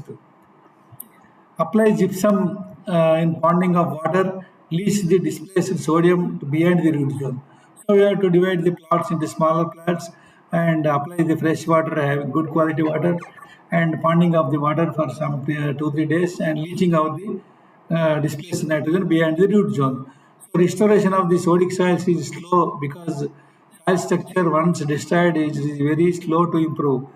So grow salt-tolerant crops at early stages of the reclamation, incorporate crop residues, manures, and organic matter to speed up the reclamation process. Provide adequate drainage prior to and after application of this amendment, the sulfur or gypsum product or calcium source to release the sodium out with good quality water. Success in reclaiming non-irrigated sodic or saline sodic soils with gypsum application may be possible on coarse texture soils that receive precipitation in excess of soil water holding capacity. Always we have to remember that adding sulfur products only makes sense when a soil is sodic and has free lime present, or when soil is basic with high pH. And adding calcium sources such as gypsum or calcium chloride to saline, that is non-sodic soils, only increases the salt content further and aggravates the salinity problem. So what are the guidelines while we use this amendment like pyrates? Pyrates must be of appropriate size. They should not be too fine or too coarse. Fields should be well prepared and pre-amendment irrigation must be given. Pyrates should be applied in summer when there is a plenty of scope of oxidation. To ensure uniform application, divide the field into subplats and then apply and give sufficient time for oxidation. Try to take a crop like rice with a salt tolerant variety. Proper crop rotation like rice followed by the legume should be taken, or cereal plus legume key to be taken. Divide the field into convenient plats, provide irrigation and drainage channels, broadcast powdered gypsum, mix the plowing and harrowing. So we have to make the big plats into small plants, plats with bunds and with deeper drainage channels. And we have to add the gypsum, mix the gypsum in the soil which is pounded with water by plowing and harrowing. Let out sufficient water, allow to soak into the field. So 2-3 days we should allow. So all the sodium will be dissolved in the water. Repeat and then that will be let out through the drainage channels. This repeat the process 2 or 3 times. If gypsum requirement is less than 3 tons per acre, apply the entire quantity in the first season itself. If gypsum requirement is more than 3 to 5 tons per hectare, apply 3 tons in the first year and 2 tons in the second year. If gypsum requirement still more, that is 5 to 10 tons per hectare, apply 3 tons in the first season, 2 tons in the 2 tons per acre in the next 1, 2, 3, third seasons. Physical measure. Mechanical treatments are the at times employed to improve the physical nature of the alkali soils, to improve the infiltration and percolation and drainage, deep flowing and breaking up the hard encrusted surface with and without turning up the subsoil, subsoiling with the help of the chisel to break the hard pan or compact subsoil layers, sand filling or sanding to improve the water and air permeability. Profile inversion is practiced where salty surface layers rest on horizons containing the gypsum. Hydrotechnical measures, use of good quality of the irrigation and rainwater, leaching with irrigation water to remove the products of irrigation, reactions of chemical amendments, drainage, both surface and subsurface drainage have to provide. These have been essential part of the all methods of the reclamation, whether it may be chemical, biological or physical. Biological amelioration, it is one of the oldest practice followed in the reclamation of the alkali soils by providing organic matter and growing crops. Release of carbon dioxide during the decomposition of the organic matters and crop respiration make the calcium available. Improvement of the water infiltration due to the plant root growth, shading effect of reducing the evaporation and slowing down of the upward rise of the salts from the groundwater. These are some of the biological methods. And biological activity can be stimulated by use of the cow dung and use of the bulky organic manures like farmyard manure, compost, vermicompost, crop residues like paddy straw, green manuring like sesbania, berseem and sunhemp, etc. Sesbania is more effective in reclaiming the alkali soils. It tolerates pH up to 9.5. Organic acids are released during the decomposition process. solubilized the native calcium and replaced the sodium from the exchangeable complex. Its extensive study root system facilitates the leaching process. Its deep root system mobilizes the phosphorus, potash, and trace elements from deeper layers and leaches them in surface layers in readily available form. Sugar industry, there are molasses and press mud, the waste products. Molasses contains 60 to 80% of the carbohydrates, 4 to 5% K2O, 2% calcium carbonate. Like that, press mud also contain 70% carbohydrates, 2% water soluble phosphorus, 8 to 10% organic waste. Carbohydrates undergo degradation and release the organic acids like acetic acid, butyric acid, and malic acid. These acids react with alkaline earth carbohydrates, releasing the calcium. So 12.5 tons press mud plus 12.5 tons of per hectare of molasses can be recommended for the badly affected alkali soils. This is a very good source of the amendments in the areas where the sugar industries are existing. And some of the grasses with the Sudan grass, that is sorghum sudanensis, Anjan grass, Synchorus ciliaris, Rhodas grass, Chloris Guyana, Dub grass, Saradon doctilan, and on the afforestation like trees like Acacia arabica, Prosperous jellyfishia, Alber protesia, Eucalyptus hybrid. These are the for the crops for afforestation. Crop rotations like rice, berseem, rice, sesbania, rice, berseem rotation in the best or the best crop rotation in the alkali soils.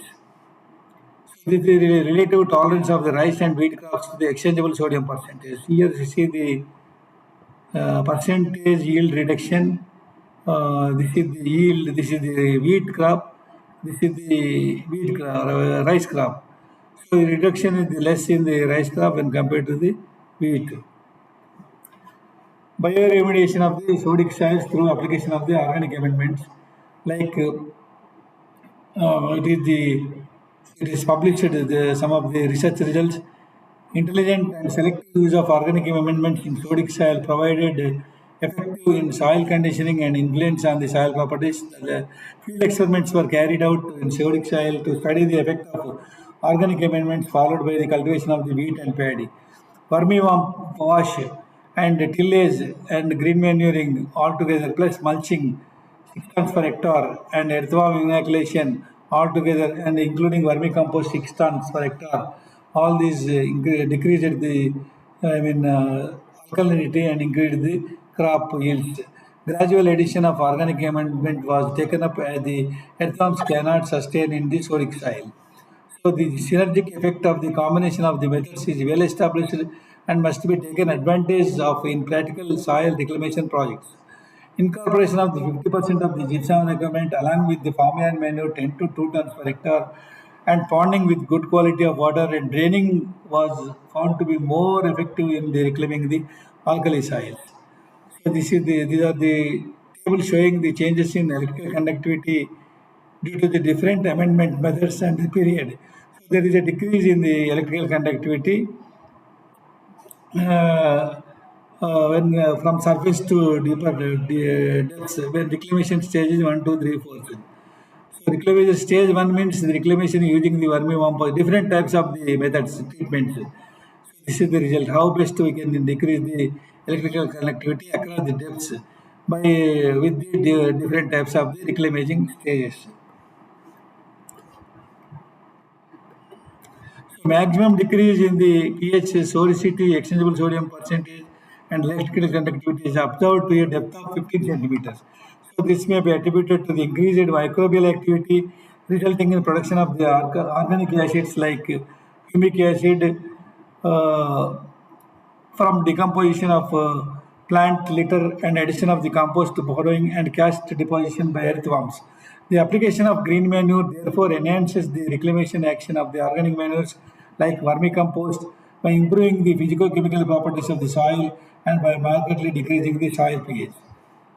So these are the relative tolerance of the selected crops and grasses to the exchangeable sodium. Semi-tolerant crops, it is exchangeable sodium is more than 35. If it is up to tolerant 10 sensitive crops. So wheat, barley, oats, raya, bajra, cotton, barsim, sugarcane are the semi-tolerant crops. Cowpea, gram, groundnut, maize, cotton, mung, and peas are the sensitive crops to the exchangeable sodium is the certain percentage. The sensitive crops to the alkalinity. Crop yields are seriously affected if the exchangeable sodium percentage is more than 55, 35, 10 in case of tolerant, semi-tolerant, and sensitive crops respectively. Nutrient availability and fertilizer management in alkali soils. So this is the pH scale 1 to 14 scale. So how best we can manage with the pH scale? What are the fertilizers we can use? In acid soils, we can use this type of this one very acidic soil. This is the different depend upon the pH. What is the type of management we have to do? So nutrient availability is affected in problem soils either because they are deficient in nutrient status or nutrient availability is inhibited by the antagonist effect of the nutrients present in the excessive quantity.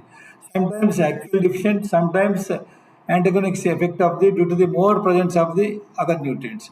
So the modification in nutrient management techniques is required to improve the nutrient use efficiency. The salt affected soils are associated with either excessive soluble salts or high exchangeable sodium percentage or both. So nitrogen is mostly deficient and sometimes phosphorus is also deficient in sodic soils. Potash is a rarely limiting factor in the sodic soils. Reduced availability of the micronutrients is the main problem in the sodic soils. So these are the nutrients deficient for nitrogen and this micronutrients are deficient in the sodic soils. So nutrient supply without fertilization, nutrient supply with fertilization. The fertilizer management in the problem side should aim at the supplementing the nutrients in the sufficient quantities. Make these nutrients which are unavailable due to the antagonism and maybe originally deficient, maybe due to the antagonism, but those nutrients has to be substituted with the fertilization. Nutrient problems mainly arise due to the interactive effects of the exchangeable sodium with the fertilizer nutrients. These interactive effects are governed by the nature and degree of the sodicity, reactivity and solubility of the added fertilizers, nutrient requirement of the crop, nutrient availability in the soil, nutrient tolerant behavior of the crop. So nitrogen, for example, you see the organic matter in the problem soils is generally very low, that is less than 0.5%, and need nitrogen application through the fertilizers. Okay, the sodic soils, the organic matter content is very low. So which needs the more nitrogen application through the fertilizers. The high exchangeable sodium, there is when there is a high exchangeable sodium in sodic soils, the adverse physical conditions and high pH in the alkali soils influence the transformations of the nitrogen in soils. That is, ammonification, nitrification these transformations will be affected. So naturally, we need the more nitrogen application. So increase in pH, that is, and salinity adversely influences the nitrification. The reduction in hydrolysis of the urea and accumulation of the nitrate. High pH adversely influences the urease activity and the activity of the nitrobacter leading to the accumulation of the nitrate and which is phytotoxic. So due to all these problems, nitrogen application through fertilizers is required more in sodic soils. The fluctuation in nitrate levels in problem soils and normal soils. These normal soils, the fluctuation is no fluctuation. When it's sodic soils, you see the fluctuations in the nitrate levels, ppm. More fluctuations in the sodic soils. Nitrogen losses, volatilization losses of ammonia in alkali soils having high pH are more due to the poor urea hydrolysis. Losses are more if urea is applied on the soil surface. Volatilization losses can be minimized by the increase in the moisture content of the soil or increasing in the organic matter content of the soil or placement of the fertilizer below the surface. So this is the graph which is showing the percentage increase in the this gaseous losses and depend upon the EC and how this nitrogen mineralization varies depend upon the EC. how the soil salinity is affecting on the nitrogen mineralization. Denitrification. Under low oxygen supply, denitrification losses, as in the case of alkali soils with poor physical conditions and standing water on the surface. So, the under low oxygen supply, denitrification losses of nitrogen nit- as nitrogen may be up to 80%.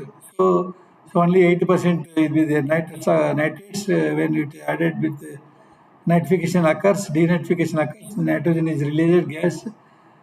This is only up to 80%. Nitrogen fertilizer management. Fertilizers capable of supplying the nutrients slowly to the plant.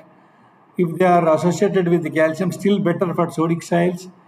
Sulfur bearing fertilizers are also superior. In sodic soils, the main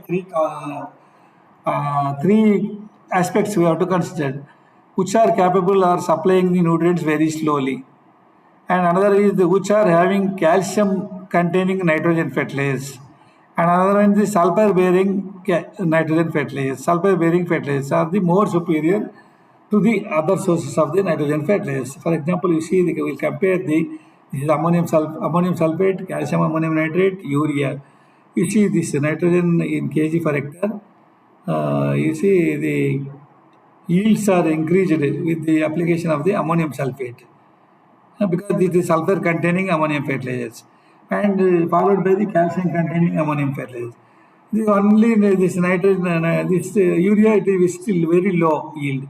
So the amendment when you use with the calcium content ammonium fertilizer or sulfur content ammonium fertilizer, this will be more effective in sodic soils in increasing the yield.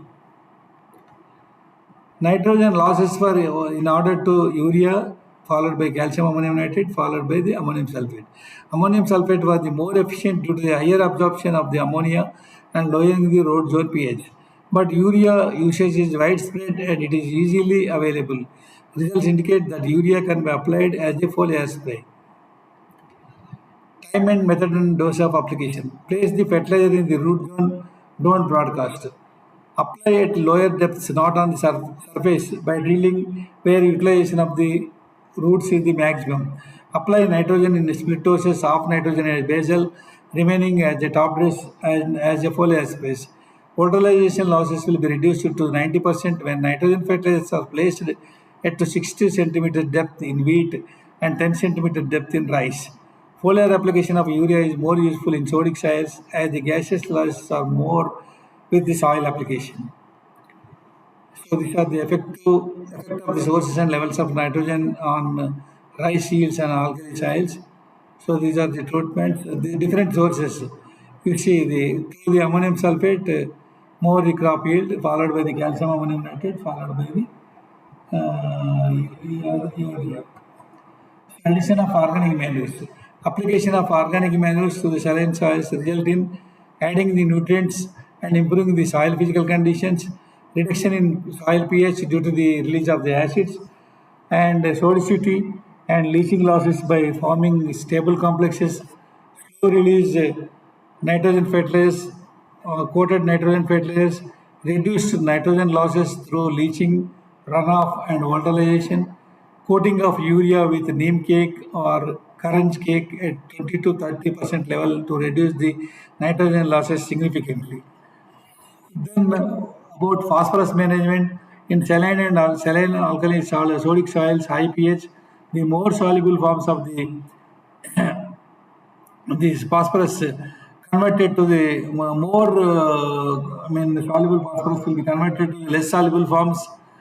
The plant absorbed forms of the phosphorus, that is phosphoric acid ion, compete with the OH ions for absorption by the plant root in alkaline conditions and result in the lower available phosphorus.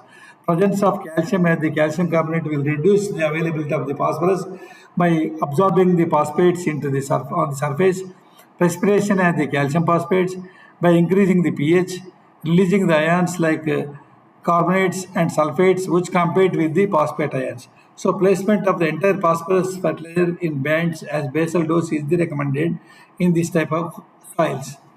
So the efficiency of the phosphatic fertilizers of in salt affected soils is governed by the nature and Nature of the fertilizer material, that is water solubility of the fertilizer and particle size of the fertilizers, influence the availability of the phosphorus.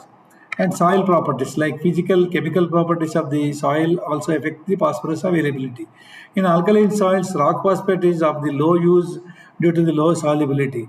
Superphosphate and ammonium phosphate, phosphorus as the source are quite satisfactory and better than other forms of the phosphorus. Integrated nutrient management is very important under alkaline soils. Long-term fertilizer studies suggest that the application of the organic manure in conjunction with the chemical fertilizers decrease the yield reduction due to the salinity or solicity or and stabilize the crop yields.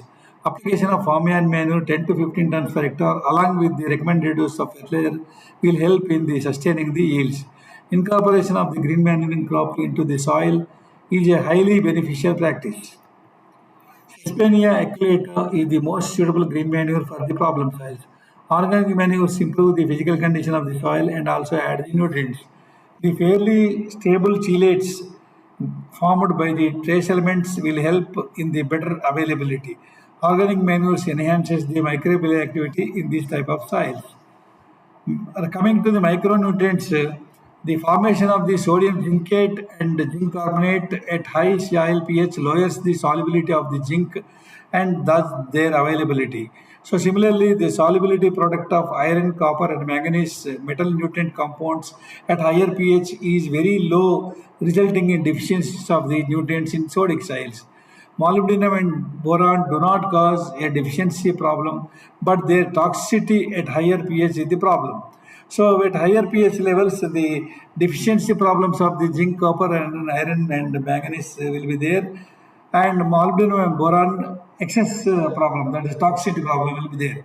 So application of the zinc in higher doses along with the organic manures has been recommended to be advantageous and it found beneficial in the alkali soils. Then third type of problem soils is the acid soils. Definition: the soils when contain pH less than 7 is called the acid soils. Acid soils are those soils in which acidity dominates the problems related to agricultural land use. They are characterized by the pH which is strongly 0.5, 5.5 to 4.5 to extremely acid less than 4.5, a low cation exchange capacity and low base saturation. When the activity of hydrogen in soil solution exceeds that of hydroxyl ion, the soil can be said to be acidic. So then one more point, just I have forgotten before this acid soils. Another we have learned about the saline soils, alkali soils. Another type of situation may be there, that is the saline alkaline soils, where the saline alkaline soils, the exchangeable, the electrical conductivity will be more than 4 decisiemens per meter, and the exchangeable sodium percentage is also more than 15%. Both factors of saline and both factors of the saline and alkaline will be there in saline alkaline soils. So EC will be also more, and the exchangeable sodium percentage is also more. So naturally the pH is also more. So due to which the while reclaiming this type of soils, two situations, two procedures we have to take up. First one, we have to apply the gypsum, any amendment. We have to make up the big plats into smaller plats with strong bunds and making the deep drainage channels and add gypsum to the soil. Mix gypsum thoroughly by, using the by plowing or by using the arrows, and then letting out good quality of water into the plants, subplants. So the water, the fresh water, what happened when we'll add gypsum, the calcium content in when gypsum is exchanged with the sodium in the soil complex, and sodium will coming into the water. So sodium is dissolved in the water, and the sodium dissolved water will be let out through the deep drainage channels. So this is the way of the removal of the sodium from the saline alkaline soils. So both the salts will be dissolved in the water and sodium also exchanged with the calcium in the gypsum. So both will come into the water, and that water will be let out from the soil. So this is the type of the remedy, I mean reclamation in the saline alkaline soils. So then the acids are, just now I told you definition, less pH values below 7 is acidic soils. If we still below pH, the more than less than 4.5, we call it as a acid sulfate soils. So the extent and distribution, acid soils in India are about 90 million hectares. Acid soils with pH less than 5 it is 31 million hectares. Acid soils with pH less than 5.6 to uh, 6.5, 59 million hectares. So most of these soils are classified under soil orders are of oxysols, altisols, sporosols, alphisols, mollisols, insectisols, and entisols, etc. The extent of acid soils in different states, if you see the highest amount, I mean area of acid soils is in the Madhya Pradesh, 11.72 million hectares, followed by the Chhattisgarh state, 10.84 million hectares, followed by the third, it comes Odisha, 8.68 million tons. So this is the distribution of the acid soils in the country. Found in the regions of the high rainfall. Mainly, generally, the acid soils are found in high rainfall areas. Largest stretches of acid soils are found in Assam, Manipur, Tripura, Meghalaya, Arunachal Pradesh, Nagaland, Mizoram, West Bengal, Bihar, and Orissa. In Kerala, rich organic deposits resulting in the formation of peats under marshy conditions have also been responsible for the extension of the acid soils. Besides high rainfall, the southern states of Tamil Nadu, Andhra Pradesh, Karnataka, and Maharashtra also have some extent of acid soils. In Andhra Pradesh, combined Andhra Pradesh, we have the acid soils to some extent in the high altitude areas of the Srikakulam, Visakhapatnam areas, and to little extent in the Zahirabad area of the Medak district in Telangana state. So this is the classification of the acidic soils. Less than 7.3 neutral acidic, 6 to 6.5 strongly slightly acidic, 5.3 to 5.9 moderately acidic, 4.5 to strongly acidic, less than 4.5 it is extremely acidic, which we call as the acid sulfate soils. Broadly, the acid soils of India can be classified into 7 distinct groups, namely laterite grade, mixed red, black, yellow, and ferruginous red, podzolic, brown forest and forest. Sixth is the foothill soils, and seventh is the peat soils. The 7 categories are divided. Development of how acid soils are developed. Leaching of the bases. Leaching of the soluble salts, readily soluble soil minerals and bases to the deeper layers, resulting in the acidity of the surface soils. The whole profile becomes acidic when process of weathering is drastic. All this happens when rainfall exceeds the evapotranspiration. That is why the occurrence of acid soils occur in the heavy rainfall areas, regions. Organic matter or humus, which contain reactive functional groups like carboxyl group, phenolic and hydroxyl groups that behave as a weak acid. They will dissociate, releasing hydrogen ions depending upon the dissociation constant of the acid formed and pH conditions. It is a significant factor in peat and muck soils and in mineral soils having large amounts of the organic matter in forest soils. Decomposition of the organic residues will result in the formation of the carbon dioxide, which combined with water to form the carbonic acids, which lead to the release of the hydrogen ion and decreasing the pH. So the hydrogen replaces soluble basic ions like calcium, magnesium, potassium, sodium, and other elements which are leached from the root zone. Root cation exchange capable. Some hydrogen ions are also released by plant roots as hydrogen ions are exchanged for others nutritive neutral ions. So respiration of the plant roots. Respiration of the plant roots yield the carbon dioxide that will produce the carbonic acid in water, which is the weak acid which will reduce the pH. Acid parent material. Rocks like granite, rhyolite may produce acid soils and their weathering. Acid igneous rocks contain 65 to 75% of the orthosilicic acid. So it will release the hydrogen ions on weathering. So soluble salts released during weathering of the rocks and minerals, mineralization of the organic matter on hydrolysis add hydrogen ions to the soil, leading to the development of the soil acidity. And fertilizers, continuous using of the acid forming fertilizers, which also may lead to the developing the acidity in the soils. Example, urea, ammonium sulfate and ammonium chloride and single superphosphate. Exchangeable aluminum. Hydrolysis of the exchangeable aluminum also leads to the production of the hydrogen ions, which leads to decrease in the pH. Exchange iron. Hydrolysis of the iron may also produce hydrogen ions similar to that of the aluminum ions. Also, this reaction is more acidic than the corresponding hydrolysis of the aluminum ion. The acidity that develops is buffered by the reaction of the aluminum. So thus iron hydrolysis will have little effect on soil pH until most of the soil substantial reserves of aluminum have reacted. So different types of soil acidity, active acidity, and that is the true acidity. It is the acidity developed due to the presence of the hydrogen and aluminum ions in the soil solution. The concentration of hydrogen ion in soil solution is due to the active acidity is very small, implying that only meager amount of lime would be required to neutralize it. But it is important since the plant roots and microbes around biosphere are most influenced by it. Next come to potential acidity. This is called also reserved acidity, titrable acidity or exchangeable acidity or bulk acidity or total acidity. It refers to the acidity of the hydrogen held in different combinations and those hydrogen and aluminum ions absorbed by the clay complex. It can be determined by the titration of the soil.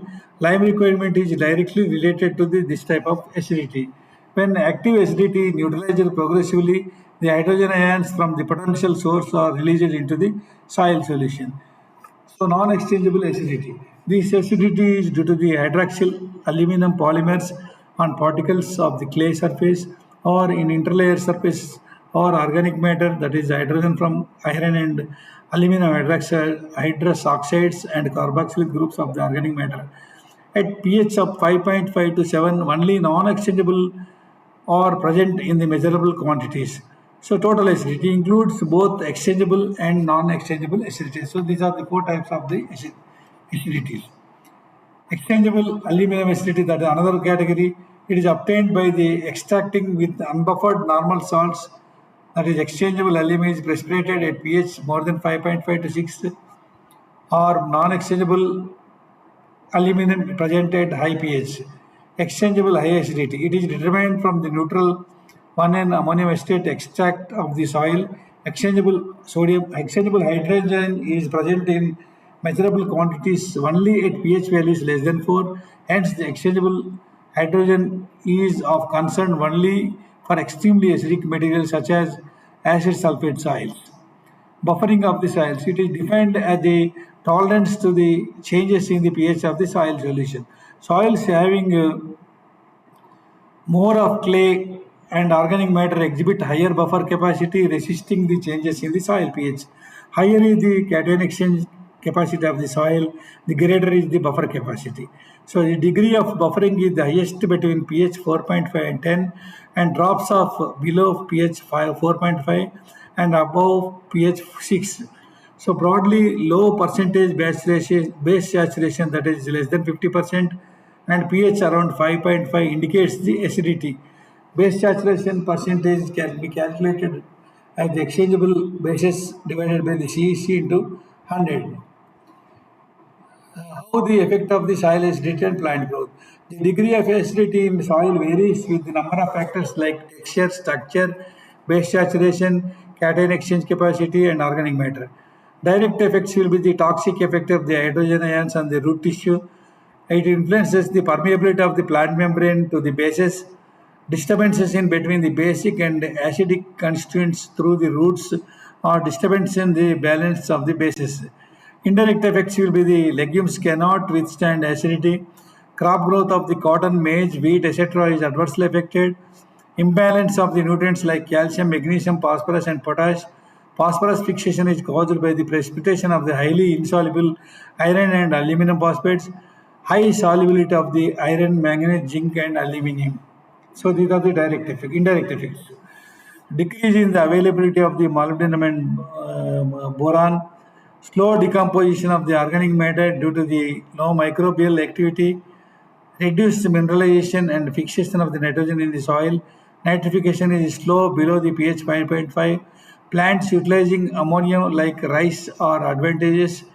Ammonia fixation between lattices of expanding layers silicates decrease with decreasing pH might be due to the hydroxyl aluminum and hydroxyl ferrous polymers preventing the complete collapse of the mineral lattices. Prevalences of the diseases. Under acid conditions, microorganisms are dominated by fungi, whereas bacteria and actinomycetes are not present. Toxicity of the aluminum and hydrogen will exhibit and retard the root growth. In the terminal cells, the nucleus splits into two, but cell division is not complete, so there is no elongation of the root. Cell division is most affected with this in these soils.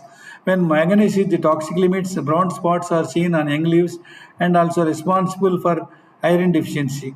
Here, so here with one scientist, he gave the rating of the crops response to the high aluminum and manganese. So brassica potato is the more tolerant to the high aluminum, and barley is the most sensitive crop. And sugar beet and oats are the highly tolerant crops for high manganese, and brassica and potato are the sensitive crops for the high manganese. How will reclaim the acid soils? The type of application, it varies with soil texture, crops, and fineness of the material used. If calcium carbonate is to be applied for leguminous crops, it has to be applied 6 months before sowing. For all other crops, we have to apply 1 to 1.5 months before the sowing. So for especially for legume crops, 6 months before sowing, we have to apply. So if calcium carbonate is an amendment we use, it is to applied 15 days before the sowing. So depend upon the type of amendment, we can how at what period, which period we have to use this amendment. It depends upon the also crops. So in the crop rotation sequence, look for the crop which benefits more by liming and apply one season ahead of the crop. So the effective period of liming generally lasts 1 to 2 years. Frequency of application. If the depend upon the frequency that amount dose of application, the frequency varies. If the less than 5 tons per hectare is required, apply entire quantity of the amendment in the first year itself. So, entire lime requirement can be applied first year itself. If it is lime requirement is more than 10 tons per hectare, apply 5 tons per hectare in first year and remaining in the second year or alternative years. Further application be decided by the soil test analysis. So nature of the liming material. It depends upon the fineness of the liming material. Finely powdered and passed through 80 to 100 mesh. If coarse material is used, rate of application has to be increased. If fine material is used, rate of application is as per recommended dose. So material coarser than 4 mesh will have zero effectiveness. So this is depend upon the coarseness, the effectiveness and more. If it is 8 to 100 mesh fineness, the 100% effective. If less mesh, it is less effective. Chemical composition of the liming material used. It affects the rate or reaction of these compounds with soil. Burnt and hydrated limes react quickly with soils, bring about significant changes in the soil pH in only few weeks. In contrast, limestones react much more slowly, taking a year and even longer to react fully with soil colloids. Chemical equivalence of the liming material. There are several liming materials, but more than 90% of the agricultural lime, that is calcium carbonate, and some is a dolomite. Other liming materials used much lesser quantities are quick lime, hydrated lime, and slake lime. To a chemist, the lime is calcium oxide, but to a farmer or agronomist or soil scientist, lime usually meant is the calcium carbonate or calcium carbonate equivalent. The efficiency of the liming materials is determined by the calcium carbonate or calcium carbonate equivalent. Purity of the liming material, degree of the fineness and ease of the handling. So the calcium carbonate equivalent is calculated by the molecular weight of the calcium carbonate divided by the molecular weight of the calcium bearing mineral into 100. So the calcium carbonate equivalent is the most important. Equivalent acidity, it is the number of parts of dry weight of the pure calcium carbonate required to neutralize the acidity produced from the use of the 100 parts of the weight of the fertilizer used. For urea, it is the equivalent acidity is 33.6. For ammonium sulfate nitrate, it is 42.3. Ammonium chloride, 58.2. Ammonium sulfate, 49.5. So ammonium chloride is more equivalent acidity is there. Equivalent basicity, it is the number of parts of the dry weight of the pure calcium carbonate equivalent required to neutralize the alkalinity produced in the soil from use of 100% of the fertilizer material. So it is the compared with the dry weight, number of parts of the dry weight of the pure calcium carbonate. It is calculated, the sodium nitrate equivalent basicity is 29%, calcium carbonate equivalent, it is the acid neutralizing capacity of the liming material expressed as the weight of the calcium carbonate. So these are the lime deposits in India and composition. In Andhra Pradesh, the lime deposits are there, Kurnool, Vizag and Nellore. In Assam, Khasi Hills and Bihar. These are the different areas in the different states which are having lime deposit. Orissa is the largest supplier of the lime. Bihar is the second. Gujarat is the third. Lime deposits are good in quality.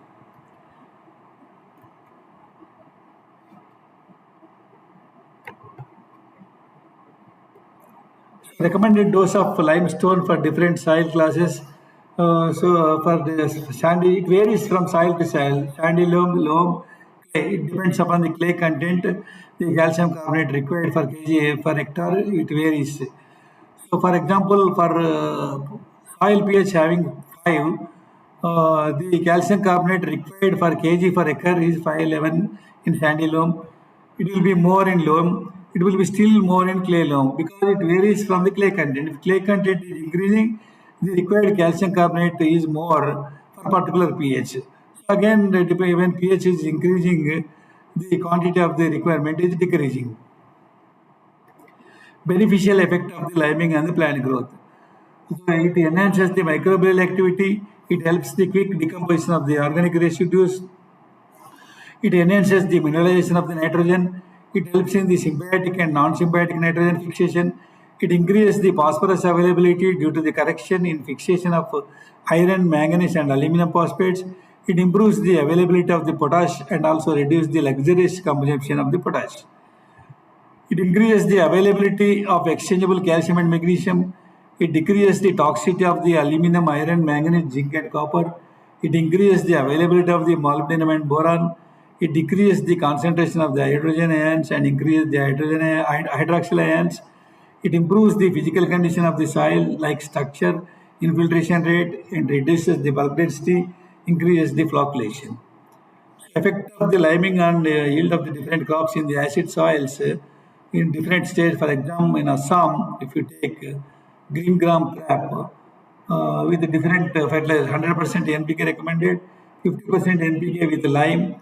What is the yield change? You see, when compared to the only application of 100% NPK, if you apply 50% NPK along with lime in acid soils of the Assam for green crop, the yield percentage increase was 18.2% increase. If you see the Jharkhand in P, so there's still drastic increment, 32.3% increase.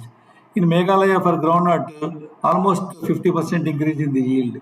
So like that in different states for different crops, the experiment when compared with the alone use of nitrogen, phosphorus and potash and 50% NPK with lime, when we take up in acid soils of the different soils for the different crops, there is a large yield increase in the crops. Liming 32 to 4 quintals per hectare in furrows found to increase the yields of the different crops by about 14 to 52% increase. Combined application of the NPK and lime has found better than the lime application alone, that is synergistic or complementary effect. 50% recommended NPK plus lime 2 to 4 quintals per hectare found to give equal or slightly better than yields over 100% recommended NPK, thus saving the 50% saving on the fertilizers. Over-liming or toxicity of the liming, stunted growth, it leads to stunted growth of the crop and yellowing of the foliage, induces the deficiency of the iron, manganese, zinc, copper, and chloride, reduces the availability of phosphorus due to the formation of the insoluble calcium and magnesium phosphates. It interferes in uptake of boron because of antagonistic between calcium and magnesium phosphates. It induces the potash deficiency. Coarse textured soils, which are having kyanate minerals, affected more than fine textured soils. Organic soils suffer less than the mineral soils. So these are the effects of the overliming. Effect of the waterlogging. Waterlogging increases the pH of the soil to near neutrality and also counters the other unfavorable effects of the acidity. So the hydrogen ions will be reduced to elemental hydrogen or hydrogen gas which escapes from the soil. The loss of hydrogen leads to the increase in the pH when due to the waterlogging conditions. So this is the effect of the waterlogging. Hydrogen ion also used up in the reduction of the reduction reactions involving compounds like nitrates, manganese, ferric, sulfates, and organic matters. So the hydrogen ions used in the reduction reactions, and it leads to the reduction in the. It increases the pH. However, this can be practiced on the soils where rice is also grown. Effect of the waterlogged, the release of the hydroxyl ions due to the reduction in the hydroxyl ions of iron, it releases the hydroxyl ions. So the release of hydroxyl ions naturally it is accompanied by pH rise upon waterlogging is called self-liming. So due to the self-liming, the response to liming in acid soils is low. Crop selection. Selection of suitable crops that can withstand the soil acidity reduces the economic losses. But growing acid tolerant crops continuously without correcting the acidity will also aggravate the problem.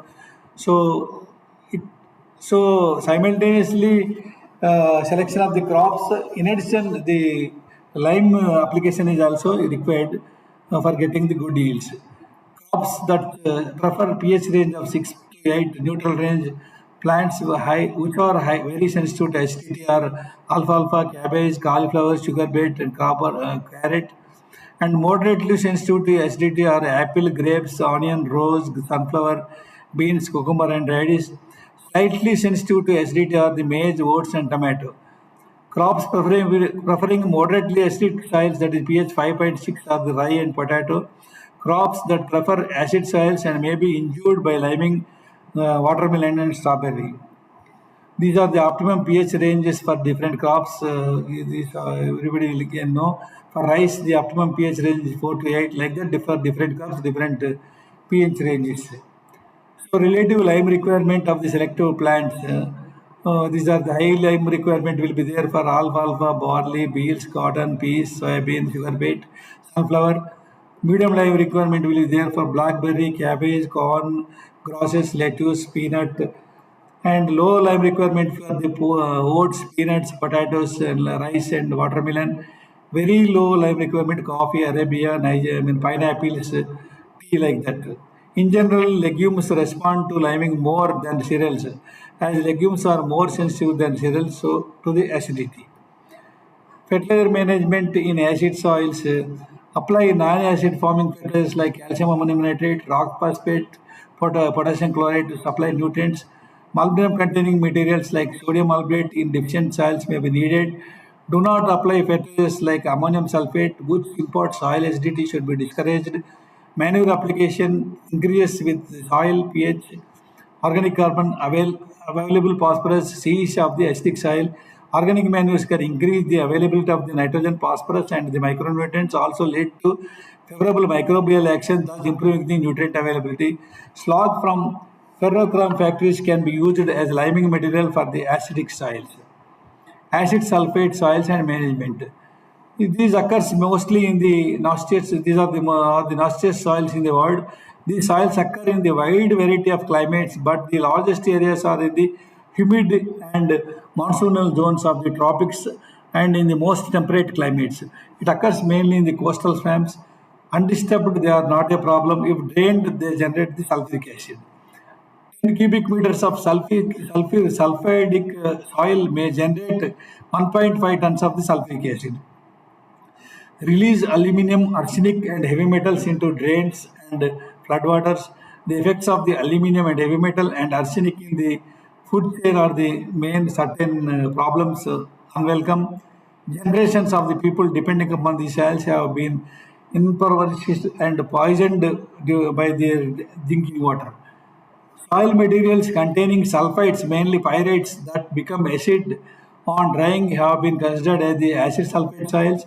Acid sulfate soils are the soil that have been drained, that have free and absorbed sulfate, that show pale yellow marks of the jarosite, and that usually have the pH below the 4 in the water.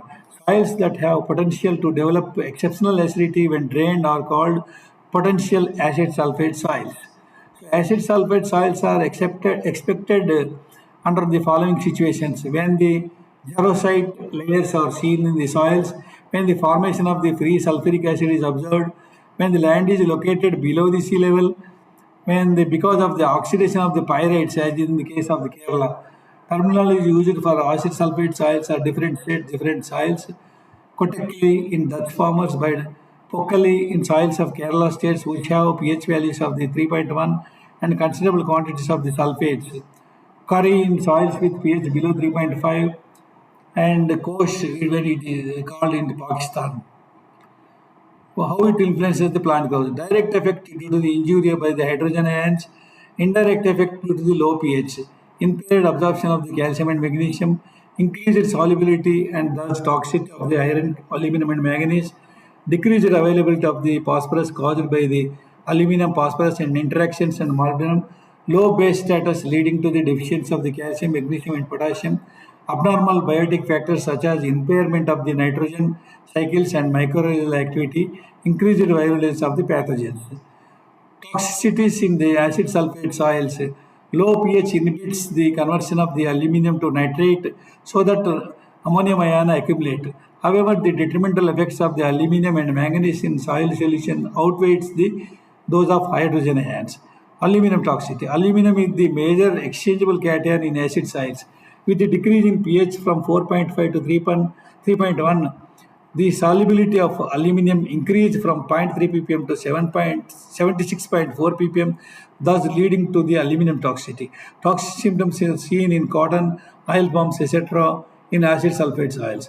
Iron toxicity. The toxicity of the iron arises in soils with pH below 3.5 as ferric iron is soluble at pH values below 3.5. In sugarcane, rust-colored leaf symptoms are seen as iron toxicity symptoms. Manganese toxicity is also seen in soils rich in manganese and having low pH when subjected to the alternate wetting and drying. Hydrogen sulfide injury is also seen. This order also called autumn decline and aciochi.